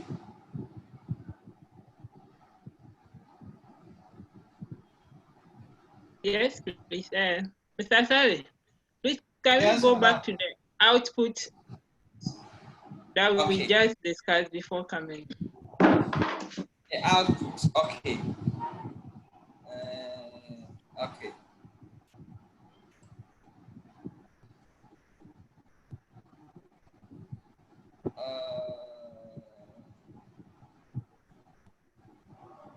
Wow. Is it the one? Please, which one is that? The one you asked us questions and it was this one. This one. Okay. When you look at I think the last two, is it social something? SOIC. Yeah. And anxiety. Okay. You find the figure there with a symbol. What does it mean? At least the star ones against the other one, you explain it to us the other time. This one. I can find a plus, something like a plus sign. And the anxiety, yes. When you link it to the S, that sign. This one, right? Oh, okay. So this is the yes, please. The designers of, or let's say those who made the application, they have made some interpretation here. Okay. Can we see that? Is the significance yes. of the significance that exists between the variables, the correlation. So if you have a plus value, okay, that tells you that the the relationship or the association is significant at 1%. Okay. Okay. It is significant at 1%. Which one is 1%? Is what? 1%. 0.01. This is 10. No, this is 10%. Sorry. 10. This is 10%. Yes. It's significant at 10%. This one is significant at 5%, right? Then this one is significant at 1. Is it 1? Yes, 1. This one is 1, right? Yeah, that is 1. And then the last one is what? to be 0.1% or 0.1%. Okay, 0.1% will give you 0.001. So you see, it is even telling you where some of your association between the variables can lie, okay, or false. If it is at 10%, then you are saying that the 10% is so high, there is much of noise in that kind of category. But if it is at 5%, then you are limiting the kind of fault errors. So the association that exists at, let's say 0.01%, it is more stronger, okay? It is more stronger than the one that exists at 1%. And then that exists at 1% is also stronger than the one that exists at 5% and so on. So this particular association here, the one with the 3-star, is better than the one with what? The 2-star. Yes. And then the one with the 2-star is also better than the plus. Yes, the 1-star. And then the 1-star is also better than the plus. Okay. All right. So in other words, if we are testing at 5%, okay, then we are not going to include the star. This star will be out. This one will not be significant. If it is 5%, are you getting it? Yeah, yes, please. So that is that. Okay. Okay. I hope it's clear. Yes, yes, sir. All right. Okay. Mr. Zari. Yes, sir. Yeah, still on the table. The squared AV, right? Okay. What we have here, the squared AV. Okay. Yeah, you said that the items or the figures that comes under it, those squared AV should be greater than them, right? Yes. Yeah. So is it always the case that it should be greater than all the items under it, or there are instances where some of the items will break the rule? Yes, some of them will, but we are just saying that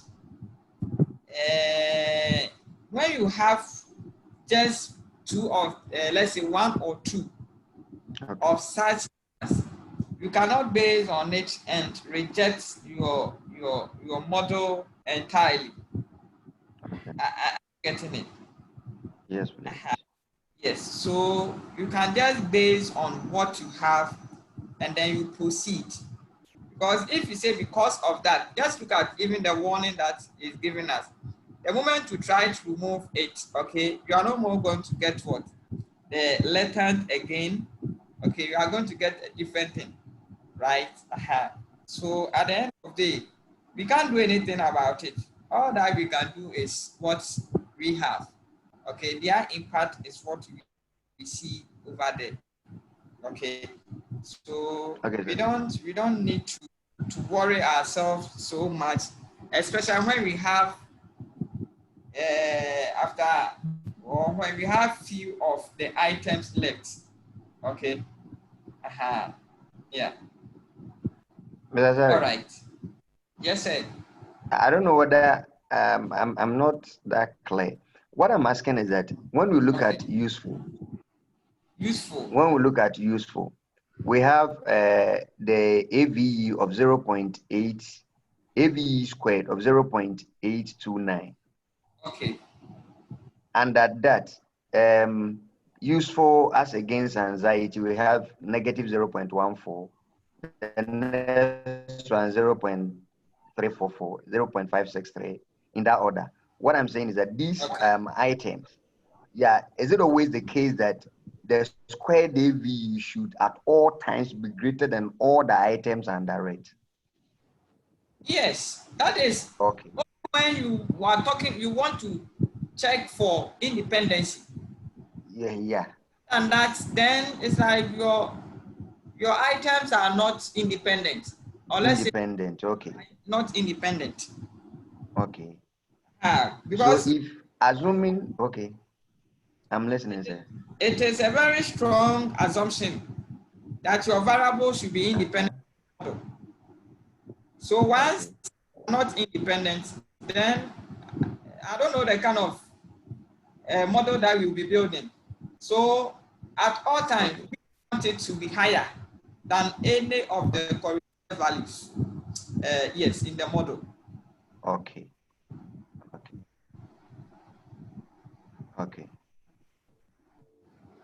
I'm okay, sir. Okay. All right.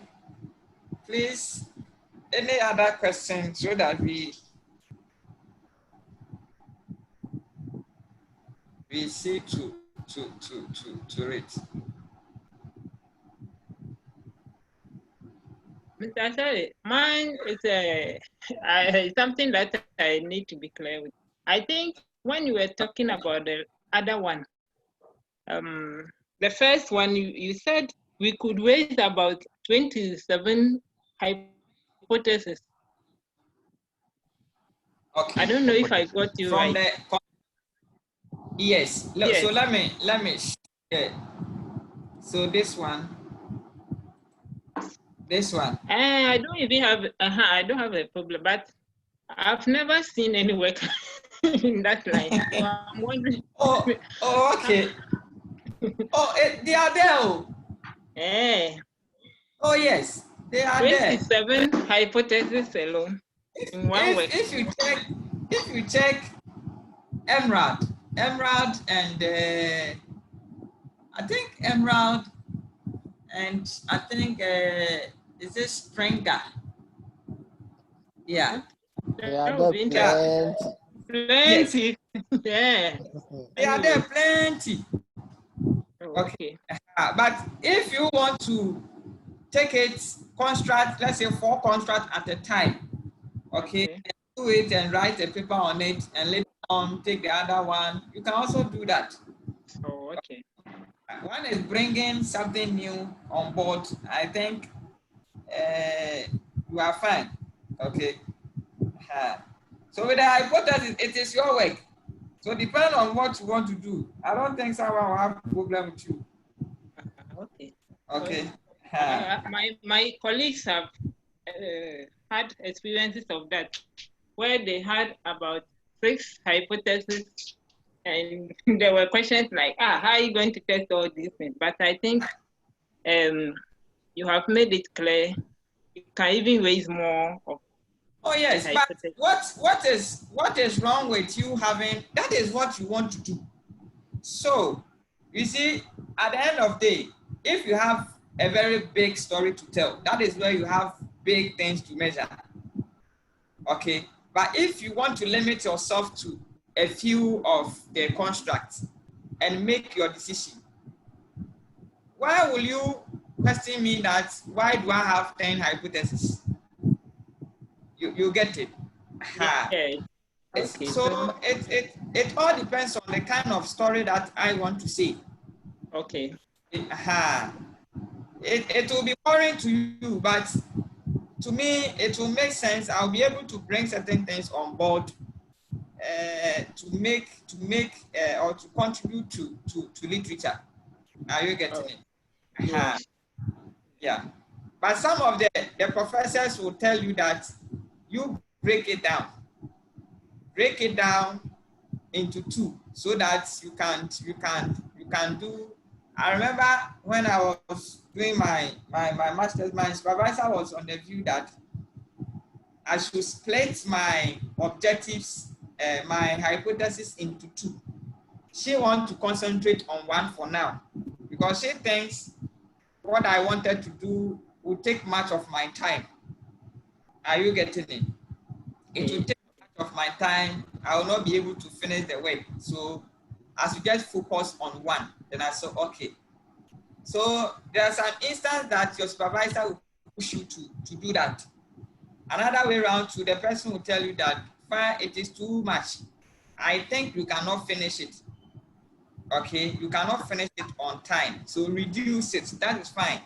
But if the person says it's okay and you also feel comfortable with it, why not? Because if she did not tell me to stop it or maybe reduce it from where I was going, I would have done it.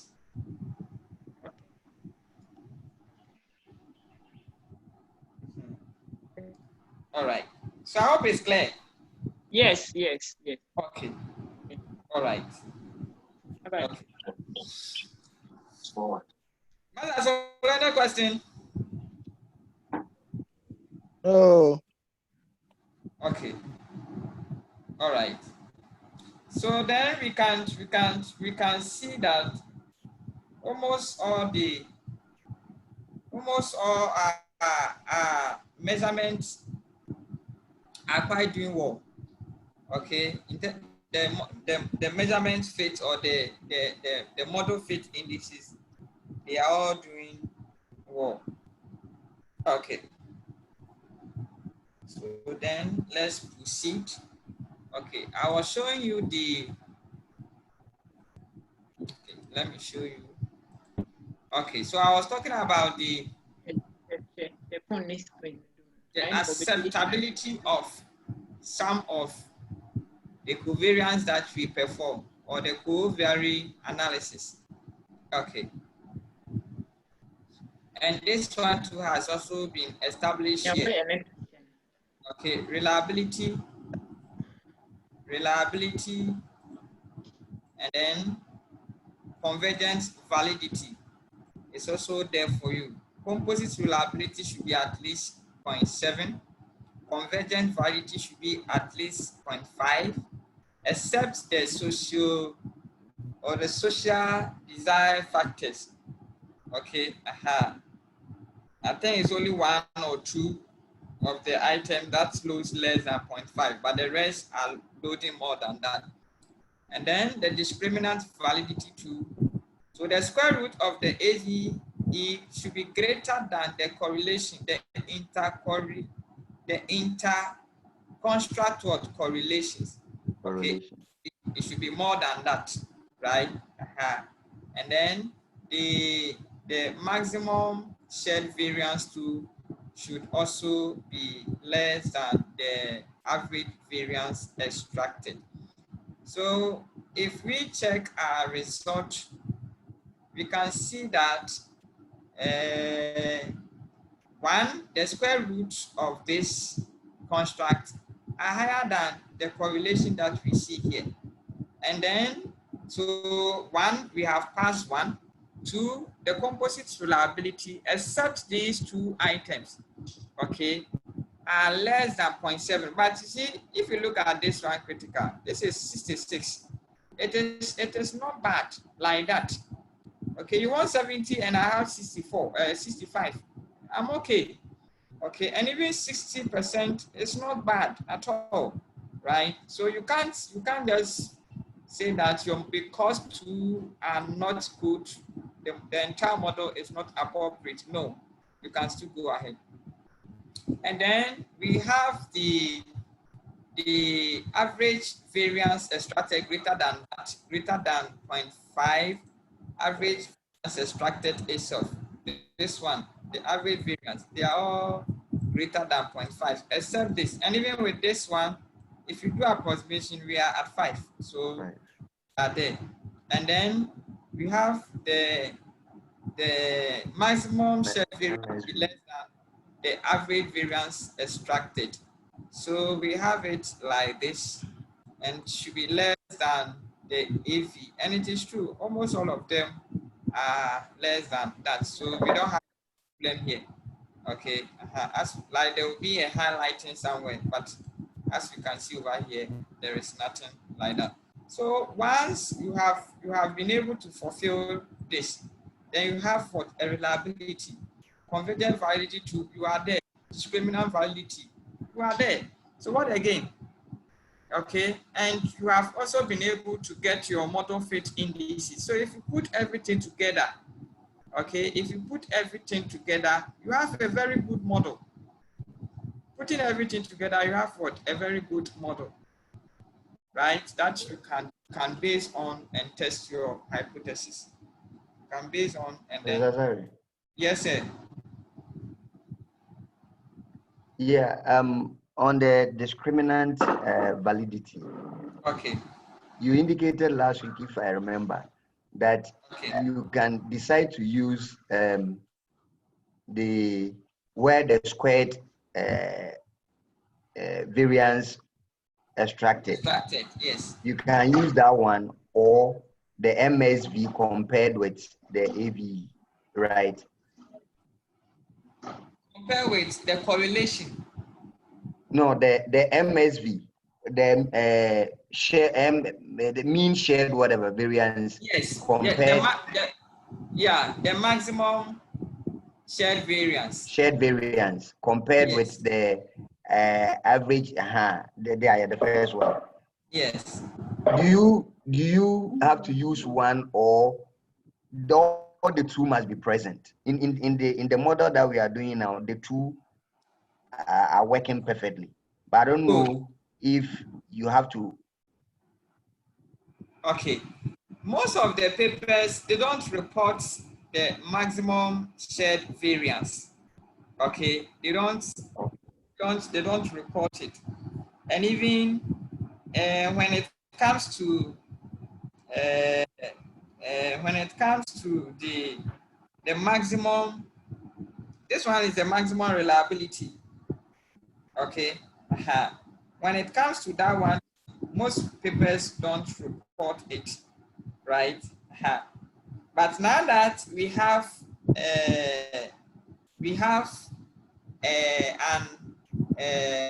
or let's say plug-in, okay, that can enable us to get some of these indices, okay, and you know what to do now. You know when it should be accepted and when not to be accepted.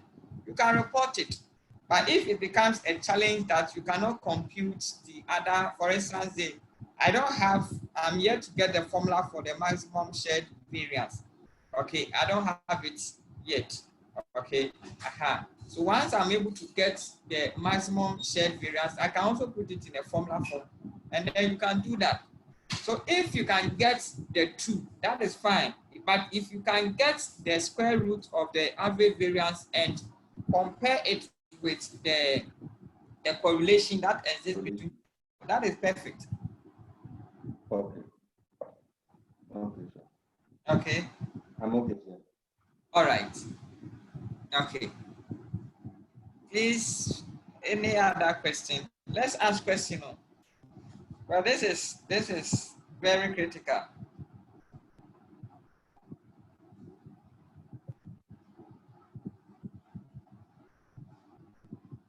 Okay.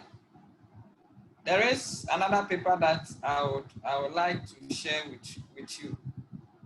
The mediating role of knowledge. Let me download that paper so that we can use it. We can also see some of the things there. Let me download it. It says the mediating role. I think that paper brought all the other indices. The mediating role of knowledge.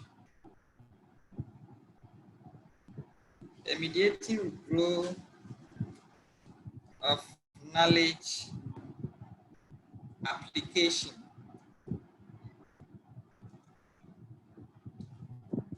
in the relationship. It's a nice paper. In the relationship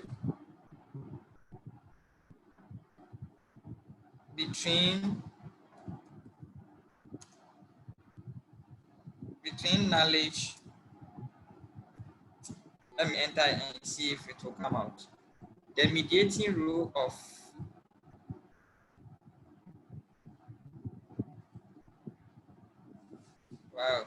okay, scholar, let me.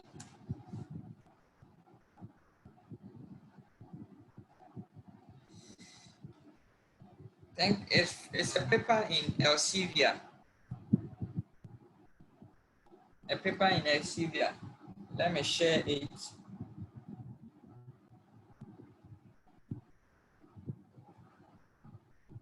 Okay.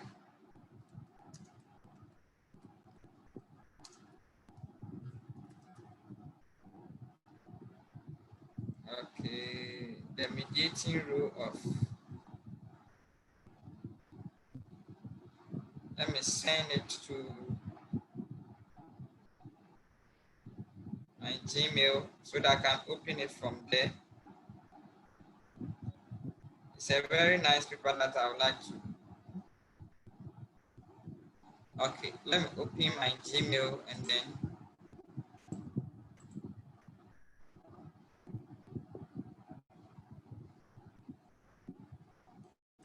Okay.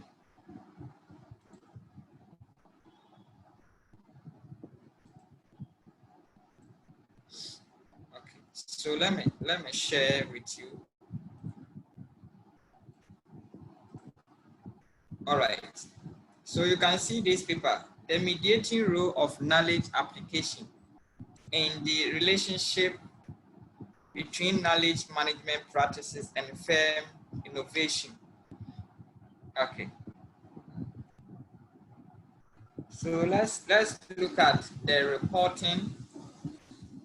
When it comes to the literature, I think we don't have much problem there, but we'll be taking some courses, or you'll try to see if you can organize one on that literature and then methodology. The focus is on methodology. So, but let's look at it. So we go down. So the person has stated the hypothesis here. Measurement of variables. He has done it for. If you want to submit paper into any of these journals, severe journals, you need to do a lot of work. You need to do a lot of work. They want you to report everything, everything in that comprehensive manner. So you see, construct by construct, they are standardized loading. We have them here.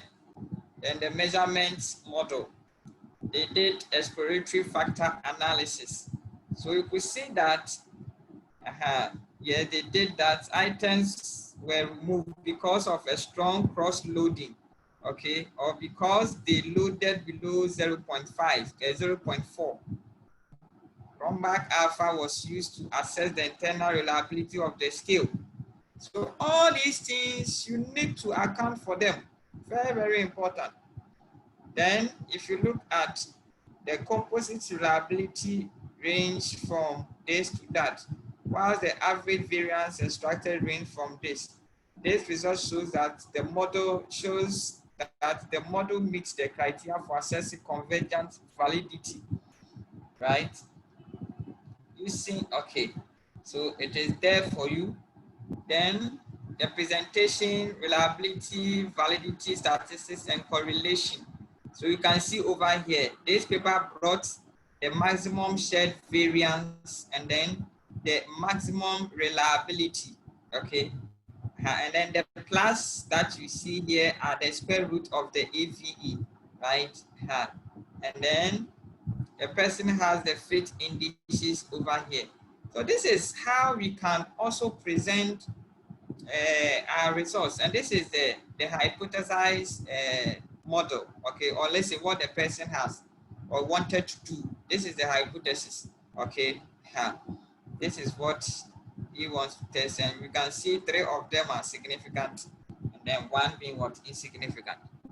And this is the diagram, right? Okay, this is the conceptual framework that he's testing, or his model, the framework that he's looking at, right? So that is how we can put our results in this particular table, so that at the end of the day you'll be able to make a lot of sense in our data. Okay, so let's all try as much as possible and see if you can put. I'm now trying to see if I could or I can get a paper into Elsevier. It is not easy, but with determination, with that kind of determination, it is possible that you you can get one paper there. If you're able to get one paper in Elsevier, it has even more weight than putting it in this kind of journals that are not of standard. Okay, it can weigh about 10 points as compared to those papers. So let's try and target such journals. All that we need to do is just look at their pattern of reporting. If you know how they do their reporting, they want you to comment on every small statement that you make in terms of referencing. We try to do that. Okay. All right. Now look at this kind of correlation. This is what I was talking of. Okay. And as I said, the professor was on the view that he doesn't like this. Okay. This one means that this particular KC5 and then KC3 are having some kind of high correlation in the data set. So why don't you remove one? But you chose what? Co-vary them. Okay, trying to reduce the problem, but the problem will still be there. Okay, so this man, for instance, should have at least, in my opinion, should have removed one and see and run it and see if it's not going to get proper model fit indices. Okay, so that is that, and you can see it from this side. These are the constructs with their items, constructs, and then their item. He covaried these ones, and then there is a direct linkage. This is a direct association, a relationship from here to this side. From this side to this one also to that, this one also to that, okay, and so on, right? So that is one way of presenting results. You can look for, or you can check the interpretation. Everything is done. You can download the paper, this particular paper, and observe it and see how it is presented. Okay. All right. Please, any question?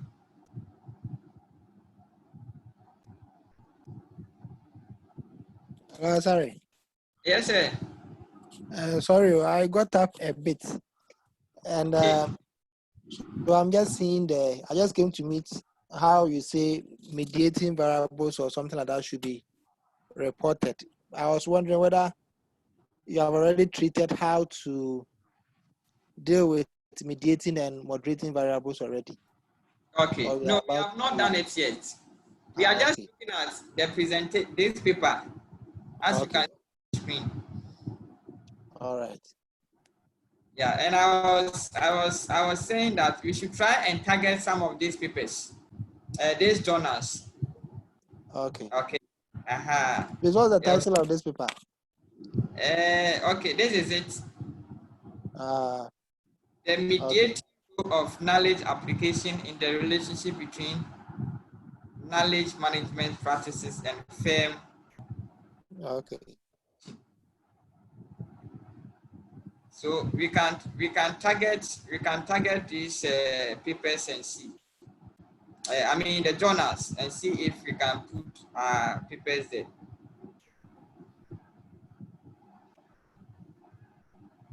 Okay, so let's continue.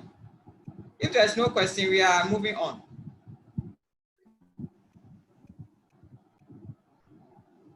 Or there is a question, please. Okay, Madam, your hand is up. Yes.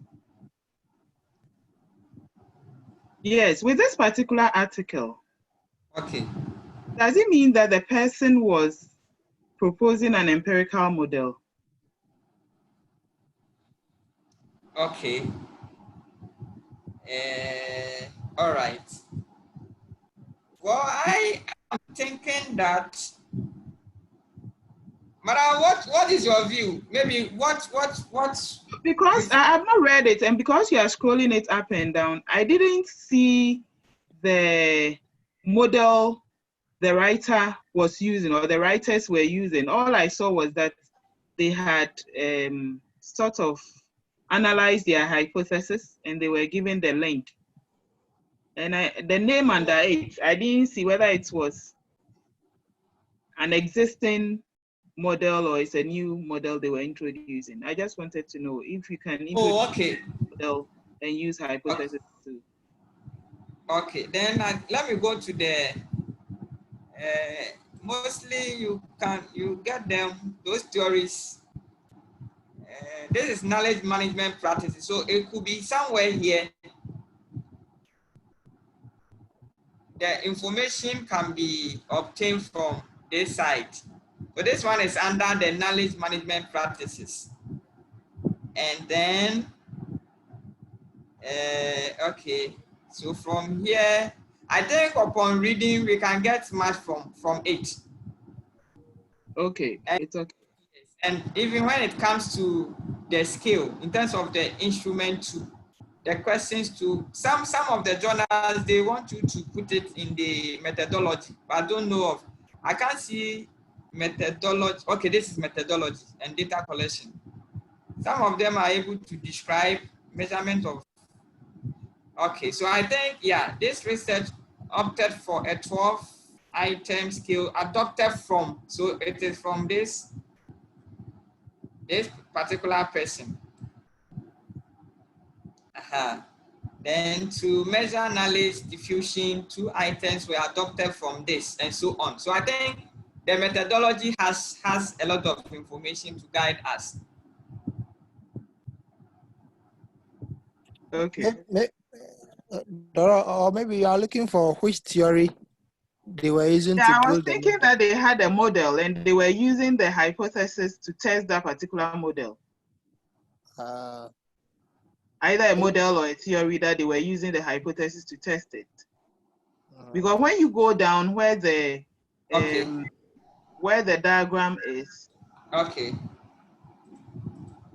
not here, where they have, go down a bit. The bar diagram. Yeah. Yes. Hey, where is it? Where is it? Where is it? I think it's at the top. Okay, this one. Is it this one? I can't see. Yeah. This one? No, this one. Okay. You see, that's what I wanted to know whether this is an existing model. It's a research model and results of test hypothesis. Is it something that is being derived from here, like something from the scratch, or it's something that exists? Oh, okay.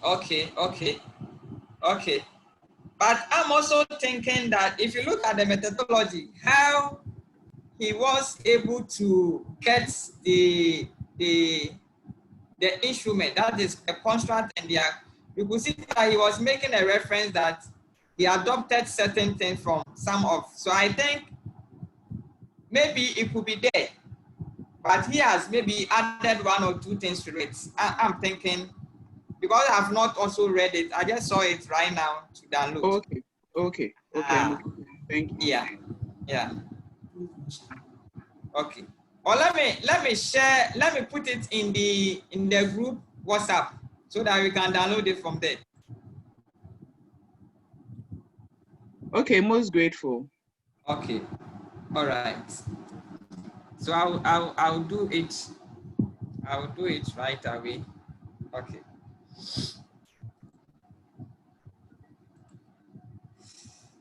Okay, so we are moving on. Now, what we are going to look at is what is called the multi-group. The multi-group. It is one of the important things that every model needs to be taken through. For instance, this model that we have, for it to be accepted by all, it should not be, for instance, gender bias. Mostly these authorities, they use gender to check whether the model is good or it is not good. So there are instances that you also like to do that, to just check and see if your model is appropriate or there is differences in terms of gender. The way the respondent responded in terms of male or female? Is there any significant difference between that? So we are going to do that to see if we can find out if there is significant difference in terms of male and then that of female. Okay, so we are going to start from here where it is written group number. So we just click there, right click, or you can double click. The moment you double click, it will open like this. So when it opens, we put in male. Then we say new. Then group number 2 will come. Then we say female. That is the second group of gender. When we are done, we close it. At the end of the day, the results should be put into 2 levels. That is male and then female. So the moment we click on the male, there should be a result for the male alone. When we click on the female also, there should be results for female also. All right. So once you have done that, the next thing is to go to the data set and then assign the various levels to the data. Now we want to say that male is 1, the male is 1, and then 2 is female, depending on your coding style that you use in the data set. Okay, so let me check the data set. Let me check the data set. I'm going to my data set and see gender. Okay, gender, it has been defined here for me. So 1 is male, 2 is female. So I don't have problem. It's already defined. Okay, it's already defined.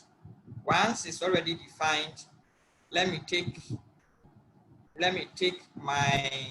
the part.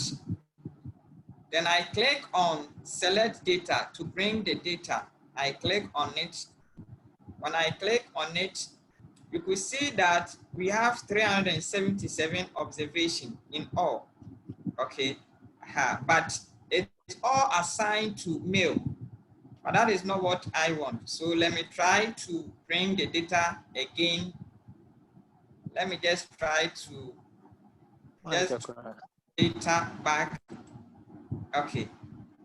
Then I click on this particular one. And then I'm grouping variable. Grouping variable.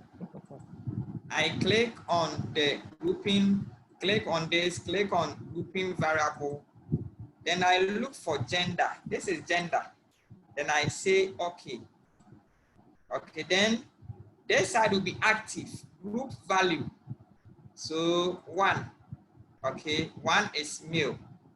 Then I say okay. All right, then I click on the second one, the same approach. Open the data file name.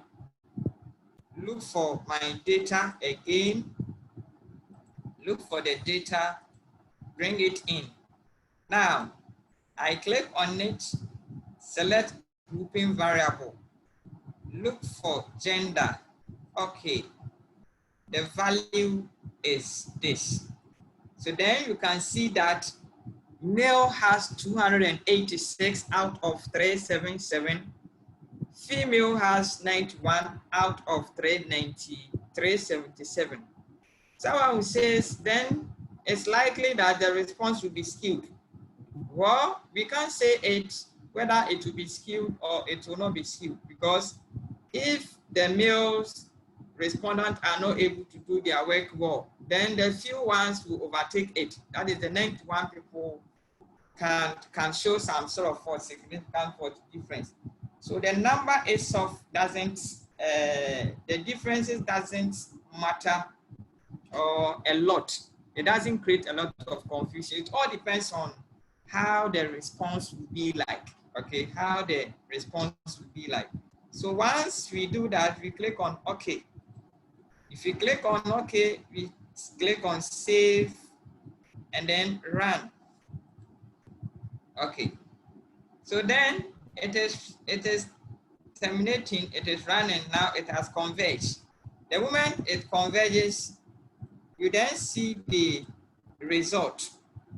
Now, if you click, if you can see, let me maximize it a little. Okay. If I click on male and then click on the estimate, please just observe it. This one is for male. Let me change it and click female. You see something is happening. If you can see, let me change it again. Now, this is the male. Let me increase it a little. Okay. Now, if I click on female, see the action. If I click on male, see the action. So something is happening. The scores are changing. They are not same. Previously, this is, let's say, this is 65. Let me change it. The first one is 65. Let me change it. It is 76. So the female is 76. The male is 65 for this particular playful one. Male is 65. Female is 76. You see, so this one is at least bringing some kind of, or telling us that there is something or something is what's happening within the model. But as it stands, we cannot say that something is what's happening unless we check other things and see. Okay, so we click on the output. Let's click on the output and see. Now, let's look at the estimate. If you look at the estimate, this is estimate for the males. The males will have their estimate separately. The female also. So if you look at the button here, down here, you have male and then that of what? Female. So if you click on the female, it will change. If you click on the male, it will change. Something will happen and so on. Okay, so this one is for the male and this one is for what? For the female, right? Okay, so this is a way to do that. So if you want to just check the difference, I sent you, or I shared I think Excel file with you some time ago, I think 2 weeks ago. Yeah, so let me open mine. It is in your mail. You have it in your mail, so you can check. Okay, this is format. Please, can you Excel file?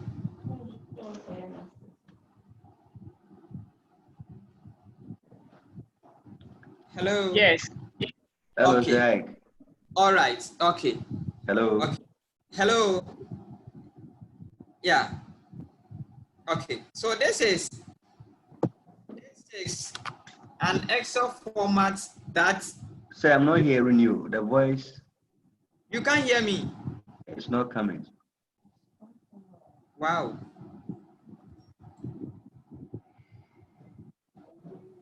Please, do you all hear me, or Master Ebenezer? Are you the only one not hearing me, or all of you are not hearing me? I am hearing you. Okay. Okay. All right. Barbara? Also here. Okay. So then, please, you can check.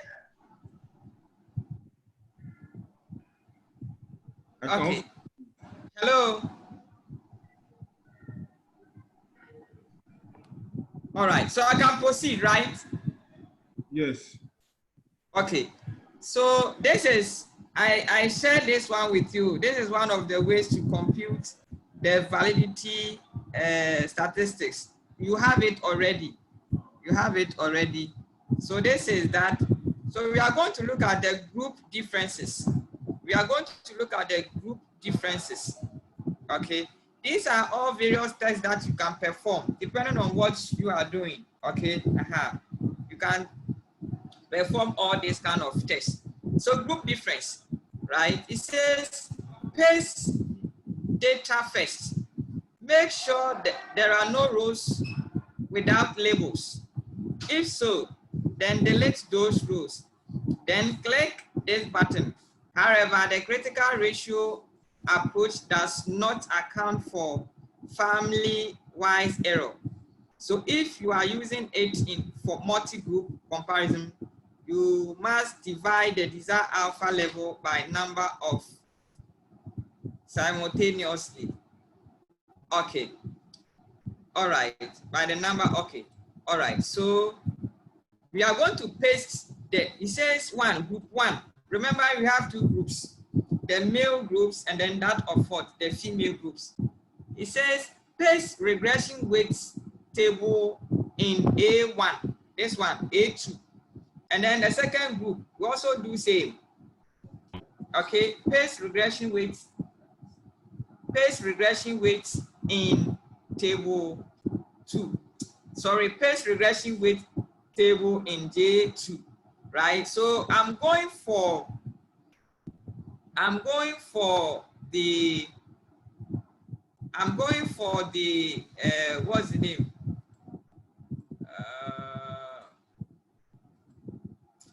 The standardized loading values. Okay, that's the regression weight, so that I can come and paste them here as it is asking me to do. Okay, so let me do that.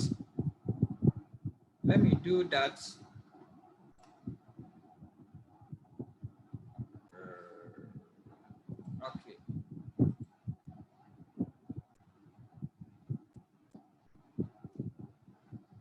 Okay, there's a question. I can't hear you. Setachi, can you hear me now?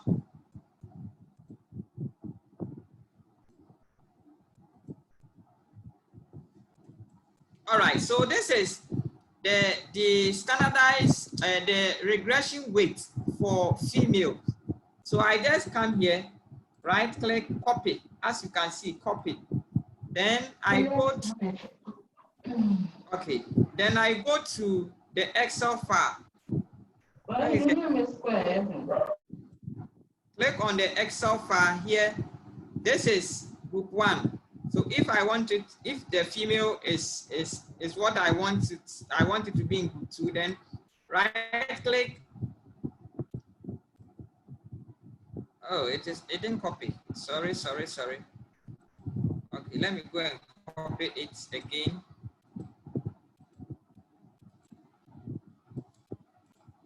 Okay. So I copy it and then bring it to Excel. This side, right click. But the paste option is not active. Oh. Why is it not working for me? The paste. Okay, let me open it again.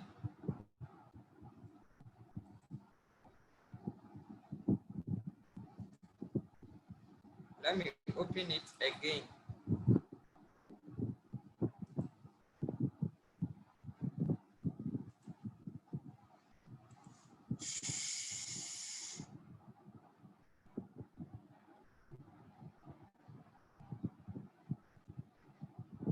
Okay.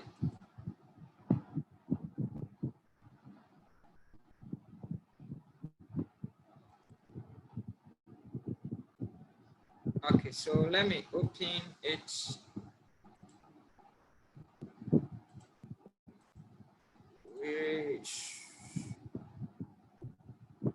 Okay. So let me paste it. This thing won't paste today. What is wrong with this thing? Okay. Hello. Hello. I'm trying Hello, to. Zach. Yes, sir. Wow.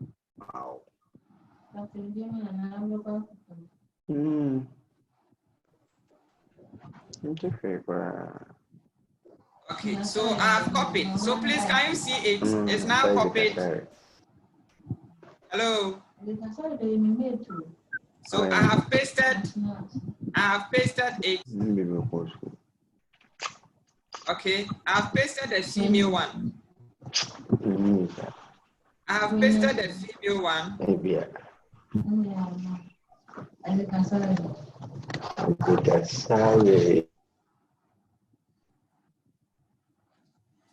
Okay, so I have done that. I've pasted the first one, the female. Let me go and copy for the female, the male.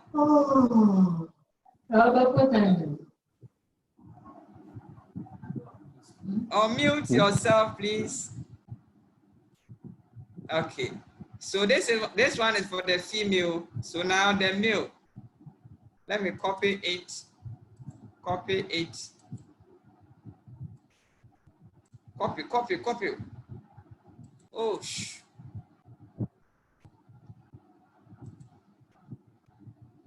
why don't you want to copy? Copy. Okay. It's copied now. Let me paste it.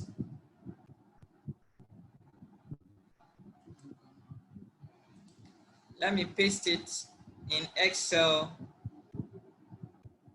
Okay. Let me share. So I'm pasting it here. Paste. Okay.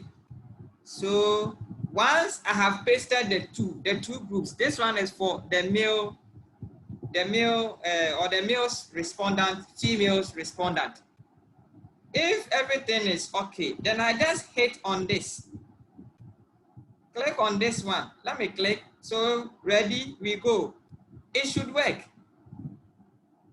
Whoa, yo. Yeah. So we have results. We have results. So this is the results that we have. So in between the males and then the female. Please, can you see it? Yes. So you have the male side and then that of the female side. Okay. With their estimated values here, and then remember this is on standardized estimate. On standardized estimate can take as big as 1 million value. Okay, but the standardized estimate, they take values within a certain range from 0, or let's say from 0 up to 1, plus or minus. So if you want to change it, you can just go and take the standardized regression weight, place them here, and then you go. So this is the one group, male group, and then female group. So this group, everything is significant. Everything is significant over here. Okay. So if everything is significant, then we can say we have a good model. We don't have a situation whereby one group shows significance and then another group is what shows what insignificant. It is very, very important. It is very, very important that we have such what situation. It is very, very important. It is very, very important that we have such instance. Okay. So that is what we have. Okay, so you can just give a label here, right? You can give a label.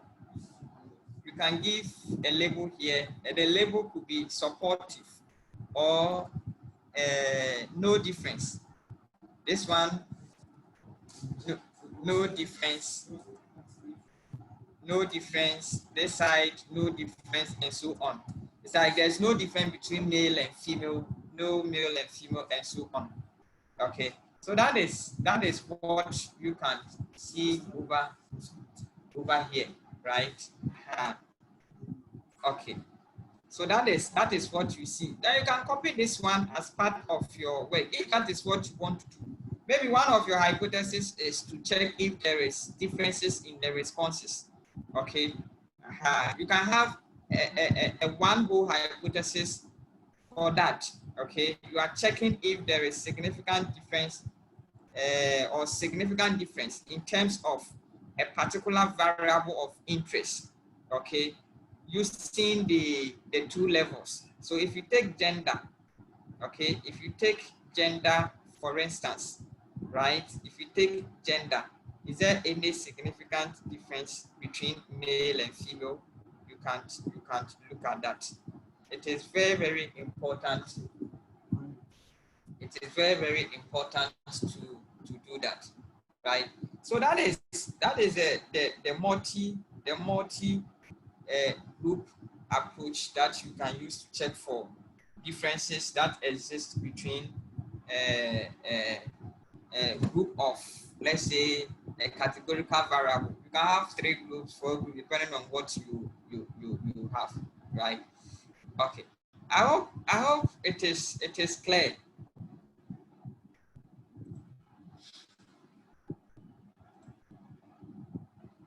Is there any question?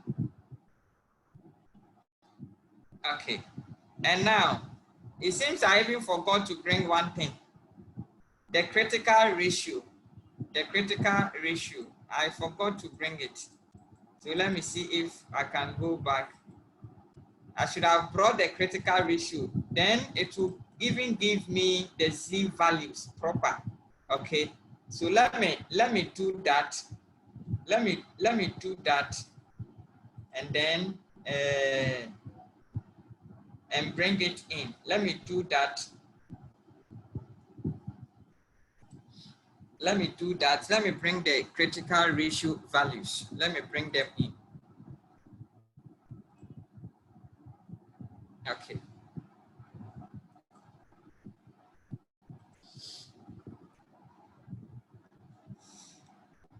Okay.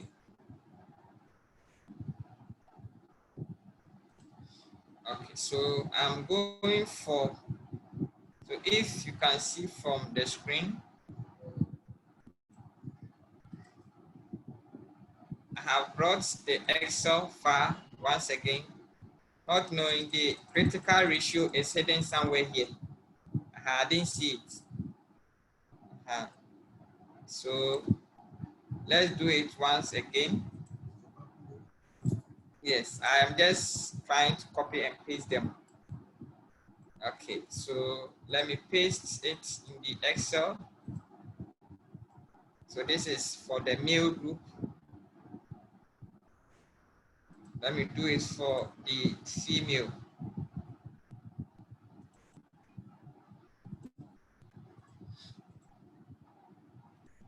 Okay, so female 2 is copied.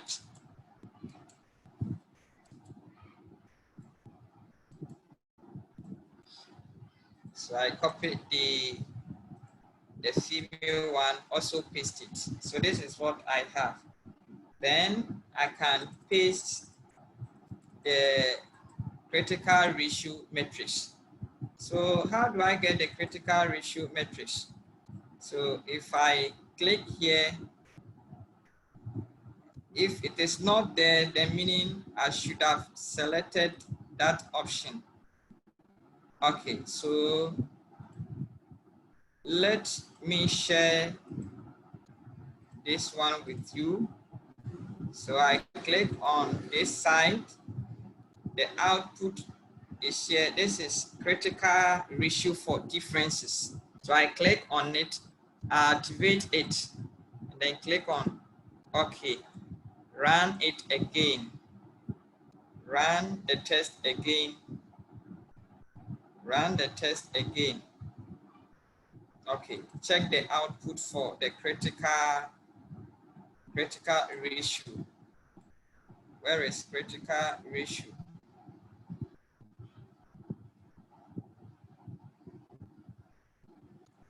I'm looking for the critical ratio. Okay. Let me scroll down. Okay.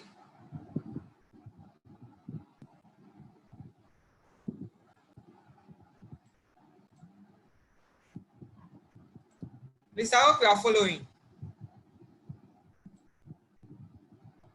All right. So this is the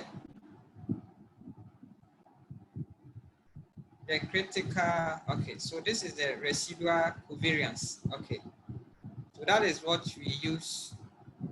That is what we use. So we copy it nicely.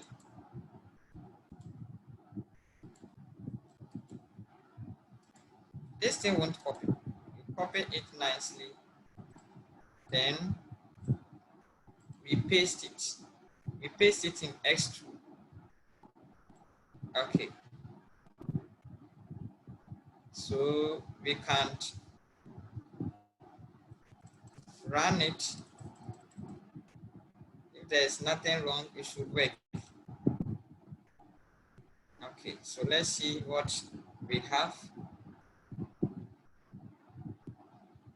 It is still working.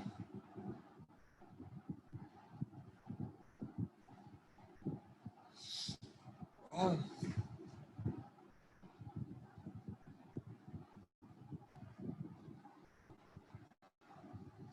It's still working, so we need to give it some small time. Okay.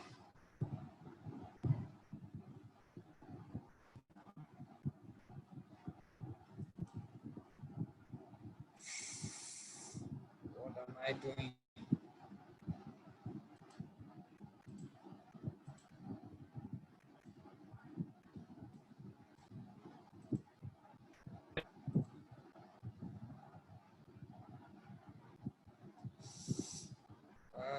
It has not been able to compute.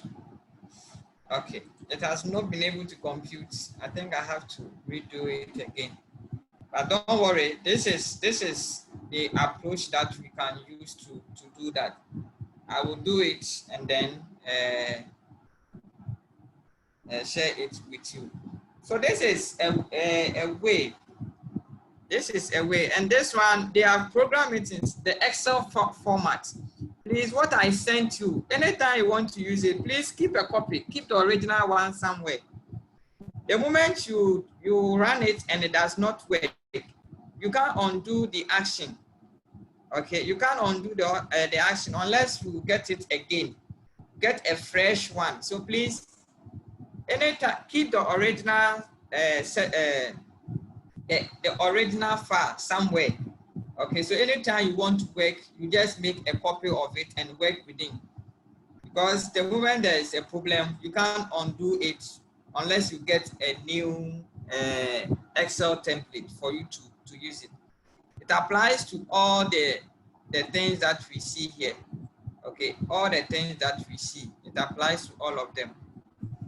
Okay, so that is a way that you can use to get the differences in terms of what the means between the groups. Okay, so I would do that. I will do that, and then okay. So this is. Let me try open. Hello. See, the class is quiet.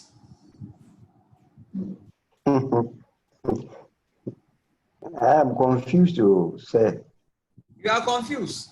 Actually, I got lost along the way. I was not hearing anything. So, but that is not to draw the class back. Let's move forward. Okay. But I'm also confused. What else are you confused? Yes, so I've been confused since. Oh, and let me know. Okay, please. I thought I would get along somewhere.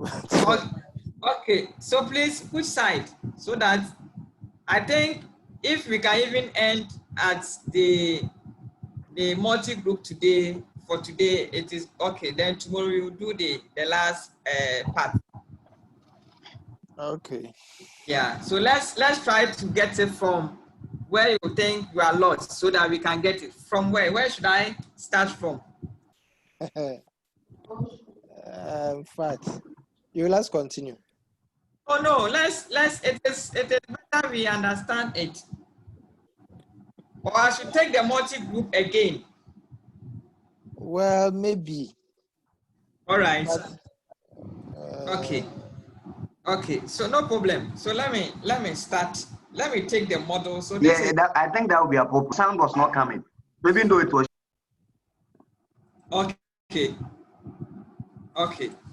All right. So let me take the multi-group again. All right. So I have this.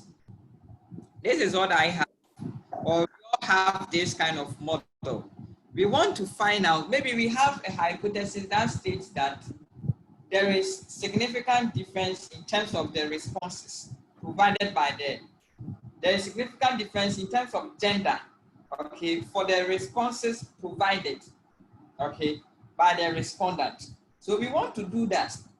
And how do we do that? We do it through the multi-group, okay?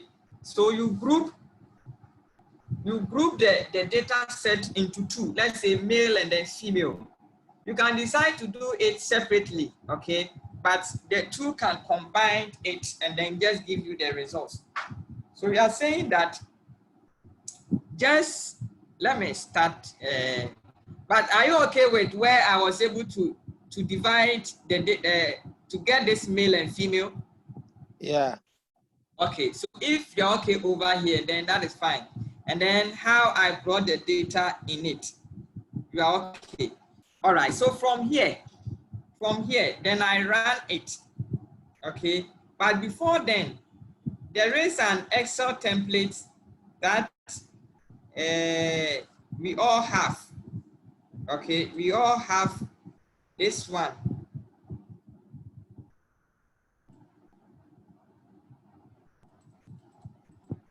Let me share the template with you.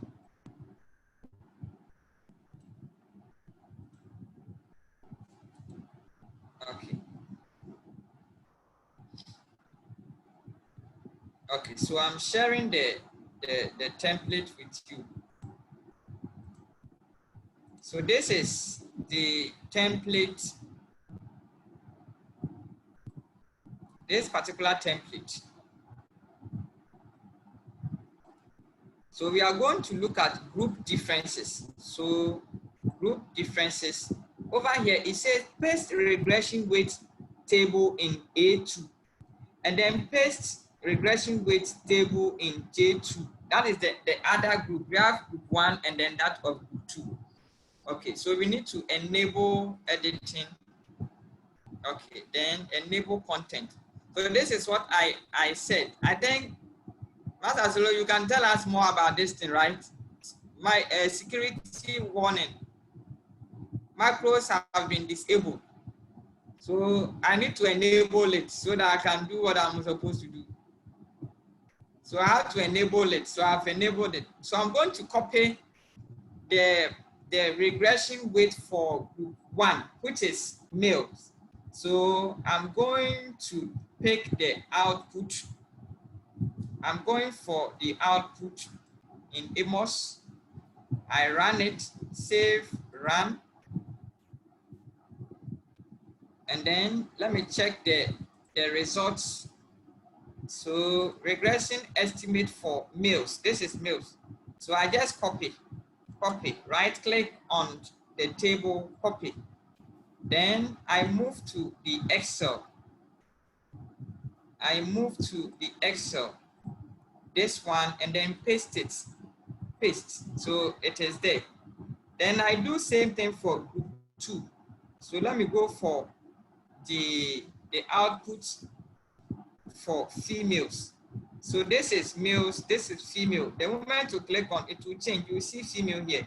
The first one was for male, so you see male. Second one, female. Then you right click, copy. Then you go take your Excel sheet. Take your Excel sheet, group 2. Then you paste. Then when you are done, there is another section. It says paste critical ratio. Please find out if they are okay up to this level. Okay, please, are you okay up to this level? Yes. Yes, Except that, please, this template, you did it yourself, right? Like this Excel template. No, I didn't develop it myself. It is I got it. What is the source? Okay, from the professor. He is a professor in this area. Okay. So they have designed it to make life easier for us. Okay. I'm thinking that if the templates are there, the one that I developed is what I showed you last week, the composite reliability and code. All right. This one, you will see that there is some language behind it. Okay. Yeah, there is a strong language behind it that is able to do all this. Okay. Please, as it is showing, if you don't paste it at the right place, it will not work. You said paste it at S2, so please do that. If you put it at T2, it won't work because they have some language behind. Okay, all right. So let me go for the critical ratio matrix. So that one too. How do I get the critical ratio matrix? So if you click on analyze properties, then this is critical ratio for differences. So once it is ticked, then you go check your output again. So you click on pairwise parameter comparison. So when you click on it below here, this side, if you click on it, you see critical ratio for differences between parameters. So the system has done its computation already. So I think from there, you can just copy, you just copy it. Why don't you want to copy? Copy, so I've copied it. And then go take the Excel sheet here. Now it says I should paste it in S2. So I click here and paste. Okay. Let me see if there's any other thing there again. There's nothing there. Okay. So once I am done, then I just click on calculate. So let's see what happens. So it is running, as you can see. So there is Microsoft's Visual Basic something going on. I don't know. There is some things happening over there. Okay, let's see what happens. Let's see. Once it is done, we are going to get some results.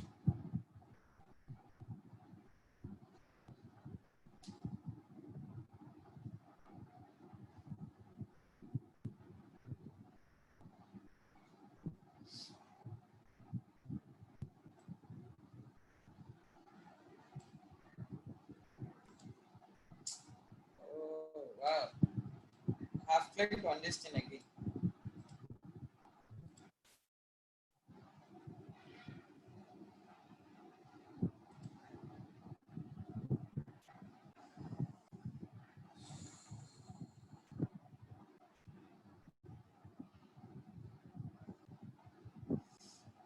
This is not what I'm even looking for.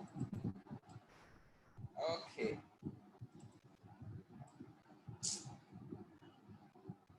All right. I think there is a problem. There is a problem. But anyway, as I said, I don't know, today my system is misbehaving. It works sometimes, I don't know, but all the same, there should be a Z value here, okay? There should be some results here, okay? So that we can do a proper comparison between the males and then that of the female, but it is not giving us any proper outcome. Let me try and see if I can get a similar results that I did for someone, for you to see how it works. Let me show you a paper, something that I did for somebody.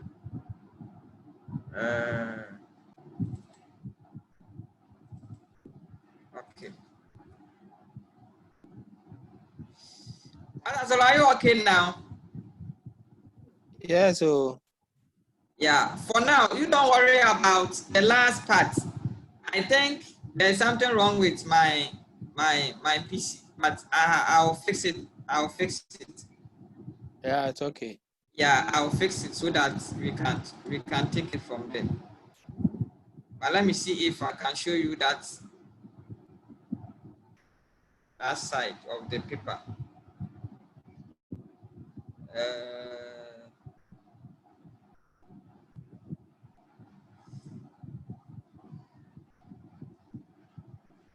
Okay. Mr. Hansen, are you okay?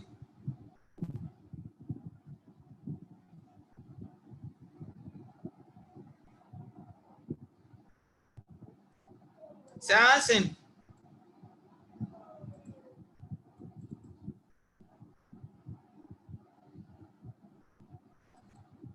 Okay.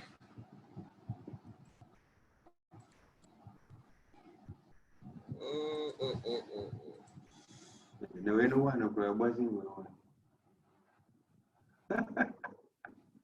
Okay.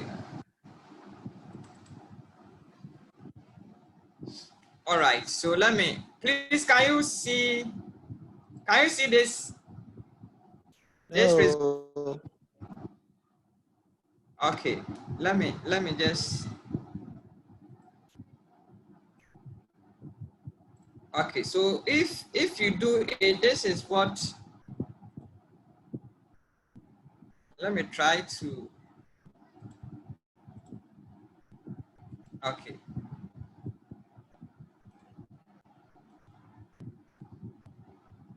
Okay. So when you do it, this is what you get. Okay. You get it like this. So the system would do everything for you. Okay. It will give you the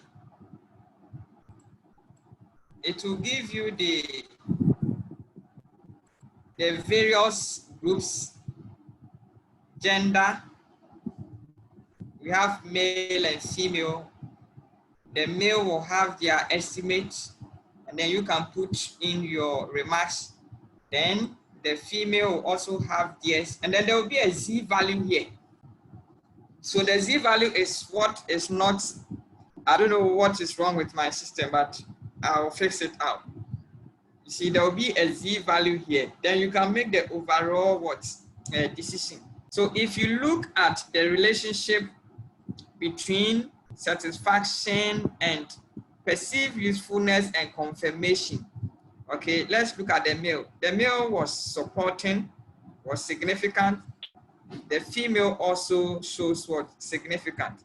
Okay, if you take the continual use and perceived usefulness, it is not significant for the males, also not significant for what? The males, right? So this is what we are saying that, but if you look at this, just look at the satisfaction. Satisfaction and confirmation is not significant for the males, but it is significant for the females.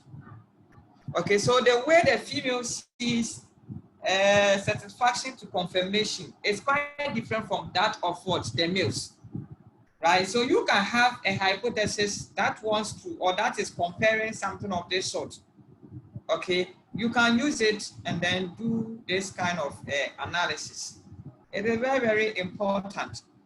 So some use it as a moderating variable. So moderating that we are talking of, this is how you can look at it, moderating effect.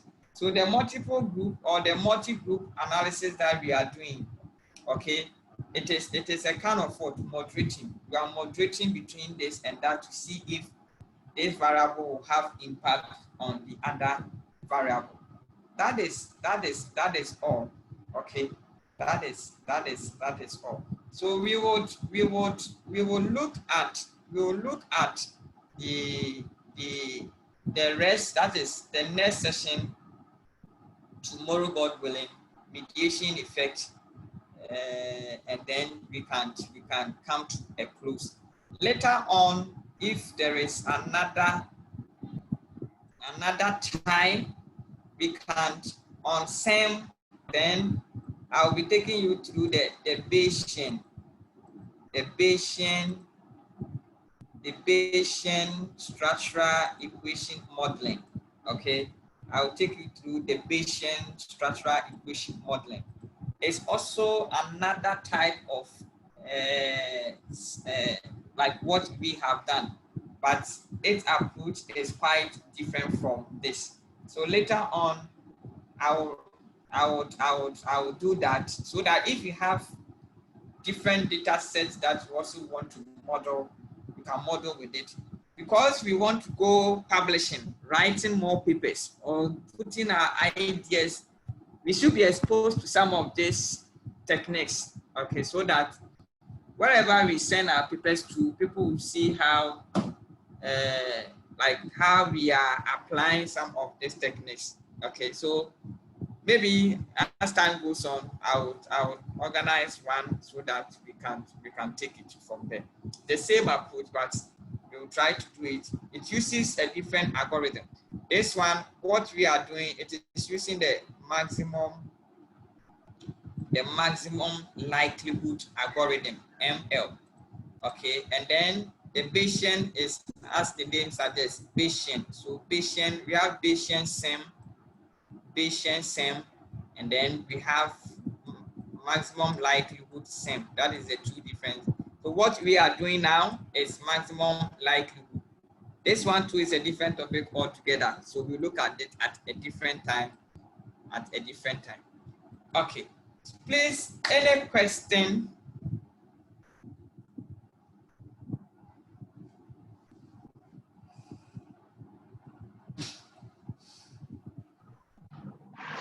So, sir.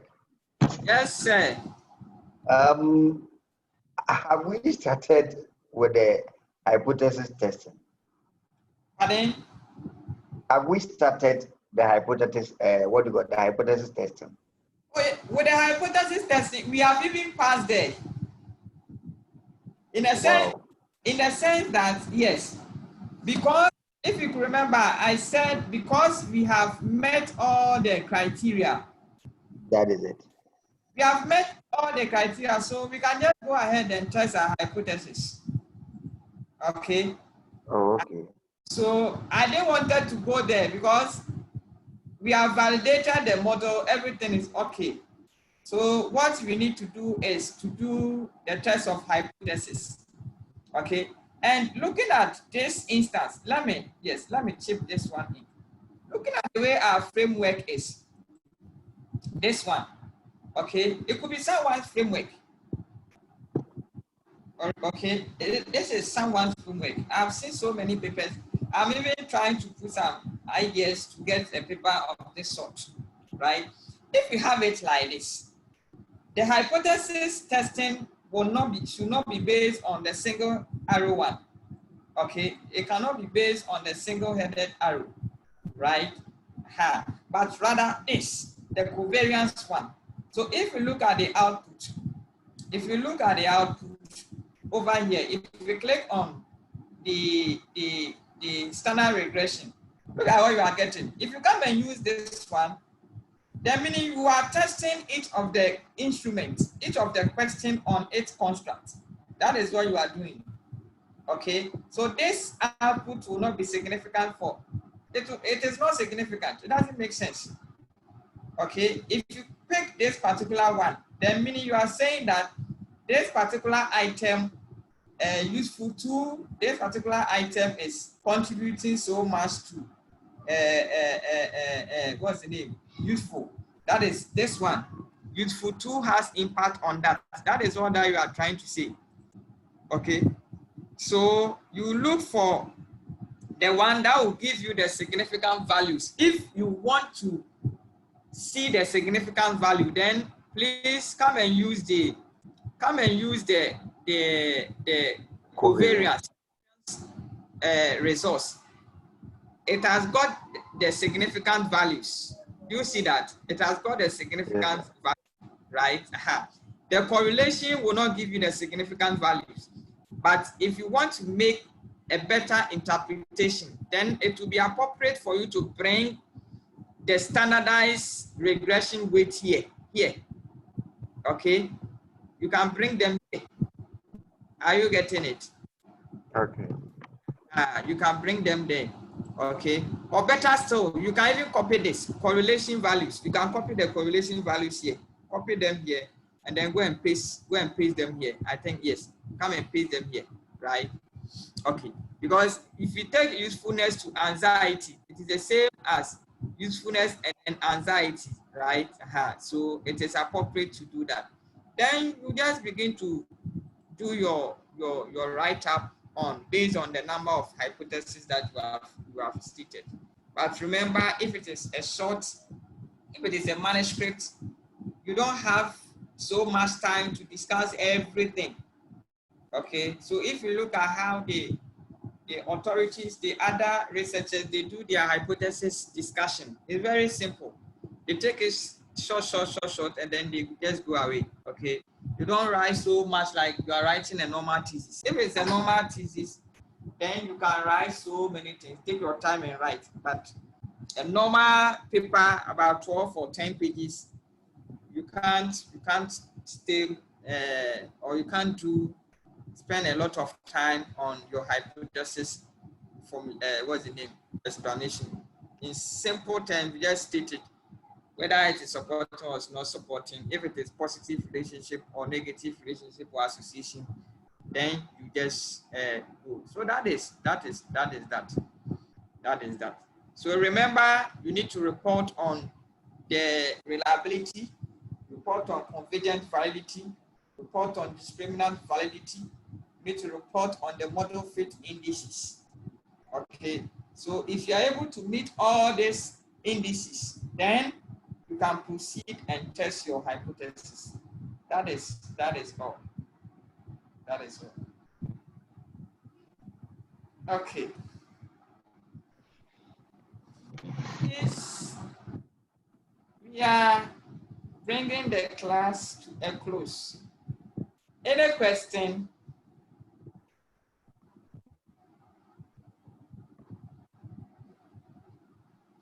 I can see you're tired. Me too. I'm also tired, very tired.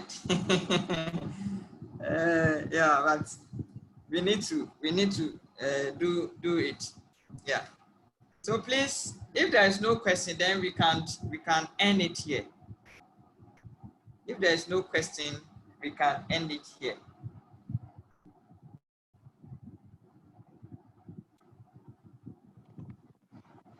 Okay, so Nelson, you can pray for us as we bring the class to a close.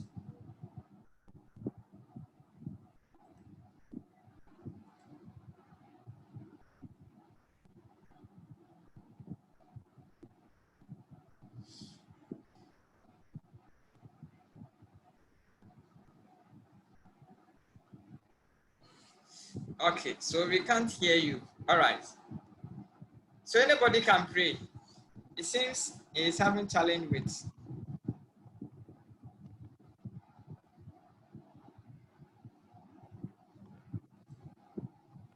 We are praying.